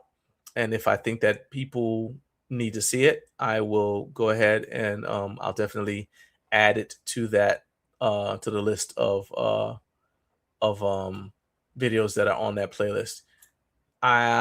There is a setting for me to just share the playlist, like so that other people can contribute to it. I ain't ready for that yet. I ain't quite ready for that, but maybe at some point in the future. But I'm just not quite ready for that quite yet. Another video that's on the videos we love from channels we like is the landmine safety straps attachment history, like from Vintage Weights PGH. And that's just, I think, interesting if you love this stuff and you're a nerd about it. You want to know what's the history of safety strap attachments for a power rack. So go ahead and check that out. It's on there. Okay, so I think that's that's all cool stuff. Last segment is what I learned this week. So let's go ahead and do that now. I think. Yeah. It's almost over, but I got one more thing to say. Here it goes. Y'all like that, didn't you? Yes, I did that. That's yet another thing I did while Naomi was out of the house. Every time she leaves the house, I get creative and I do stuff, right? So let me know how you like that intro to this segment. Put it in the comments. Let me know what you guys think. All right. Anyway, so you guys know that this past week has been chaotic. In fact, the last 14 days have been chaotic. And we got multiple things to do. We've got multiple projects that we're negotiating on. There's one brand that says I can't use e-sign like I've been doing. So I have to actually physically print out the contract and sign it and then scan it back in and send it to them. It's just an extra headache that quite honestly made me want to just walk away from the contract completely, because I don't need any extra stress in my life. But whatever. You guys already know about some of the stuff we were doing. And yeah, and then I'm spending today editing videos. And this is the weekend of my wedding anniversary, but I'm going to spend time with my wife, but I'm also gonna have to do these things because this is something I chose. I can't complain about it because this is the life I chose. With all that, I was going through and also updating the channel and going through SEO and just trying to figure out all that stuff. Plus, we got yet another thing that's not a video project that we're working on. Yeah, it's a lot. So, it's while going through that, the Lord showed me something that I had not seen in a long time. It's something I had posted on Instagram I want to say years ago, because I just happened to see it. And so, you know, I'm glad the Lord let me see it again, because it's kind of encouragement to me. So here it is. I'll share it with you guys, because it may not work for you right now, but at some point you may need to know this. And this is something. So at the time, it was a busy time in my life, and I said, losers complain that life is throwing too much at them. Champions learn to juggle. If you are in a season of your life where you don't have a lot going on, just wait a little bit, because we all go through seasons in our life where there's a lot happening all at once. Then there's times when there's not a lot happening. And it's taught me to enjoy the times when you're like, oh, there's nothing going on, this is boring. Enjoy it, because the chaos is around the corner. And when you're in the chaotic times, remember, this is only for a season. It's only for right now. In the meantime, learn to juggle, because the better you get, the more organized you get, the more you put systems in place to help you deal with when life is throwing a bunch of things at you, the better able you are to survive it. Like we just told you guys about how our nutrition was just all over the place, right? Well, we came up with, say, okay, well, we are now in our backup plan. We are now at the worst case scenario plan for nutrition. So we implemented that. We didn't have to come up with it on the spot. We already had a plan for when this stuff happens. We implemented it. Sleep was all over the place. I've survived on, for the past 14 days, I've been getting 3 hours of sleep at a time. 3 hours of sleep every 24 hours, right? Normally you're supposed to get 7. Well, I've been getting 3, just surviving, right? And then getting cat naps where I can. We're coming out of that now. Like I said, it's seasons. You go into a period of chaos, you come out of it, right? But I survived it because we have systems in place. So that's what I mean by losers complain. I could have very easily just been like, oh, I can't do this. I'm just going to just crash out and give up. Well, that's loser mentality. Everybody who has accomplished anything has accomplished it while going through a period of adversity, because that's just how life is. All right. You got to learn. Stuff gets thrown at you. You learn how to juggle. And the stuff that you absolutely can't juggle right then, let it go. Let it go and put it to the side until you can address it. So I'm just going to say, don't give up. So let me not depress you. If you are going through something chaotic like I have been over the past 14 days, don't give up. This is only for a time. It's temporary. And the strength that you will build, the resilience you'll build emotionally from going through this, is going to help you the next time something happens, because you'll be like, well, I survived that other thing, so that means I can survive this thing. Okay? Sometimes you got to dig deep. And I've had to go way back in the memory bank to find stuff like, oh, okay, I can do this because I did that. Like when I was driving home from Letha's house, and I'm fighting to stay on the road because I was so sleepy. I just had to go back in time and say, look, you survived Marine combat training where they on purpose put you through sleep deprivation and then send you out on, like, there's a 9-mile hike as part of just to get out to our training area. We did a 9-mile hike, right? This is after being sleep deprived. I actually got walking pneumonia during that training course. But I graduated on time. So I just reached back and said, oh, if I could do that, then I can do this now.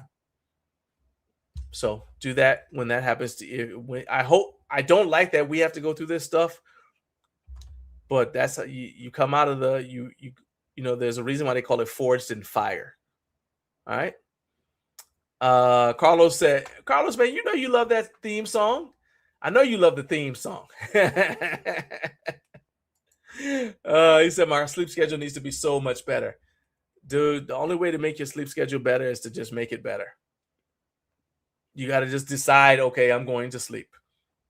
Quite frankly, you just got to decide I'm going to sleep. That's the thing that's helped me the most. Like, I'm going to sleep. And yes, it does play an important role in your training. you cannot out supplement bad sleep. You can for a little while, but eventually it'll catch up with you. So that's what I learned this week, and it's just more like a reminder. So I hope that helps you guys as well. All right, time to shut this show down. Mailbag Mondays is happening 3:15 p.m. Make sure you guys are there. I'm gonna go back into talk a little bit more about the lever belt conversation based upon Jared's question. I'll also touch on the exponent edge thing a little bit if we have more questions about that. But I will tell you that most of the questions you have about the rack, like the technical questions, those questions are better answered by Jason Benoit because he's the one, it's his product.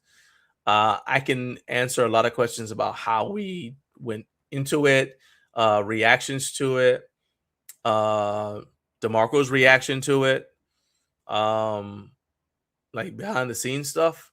But as far as the specs of it, you definitely need to be here next week on Friday at 7 a.m. Eastern time, and Jason can answer all the technical stuff there.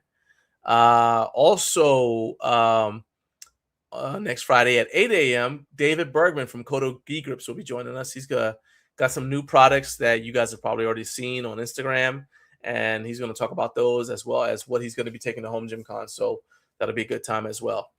All right. So appreciate you guys for being here. Shout out to my wife, Naomi, for once again joining me, helping me make it through this show, despite all the gremlins and Fernando's appearance in the very beginning. You guys, I appreciate you guys most of all. Thank you so much. We've had like 8,000 people watching on a holiday weekend. So I appreciate all you guys for all of your support. Make sure you keep stacking days. Peace out.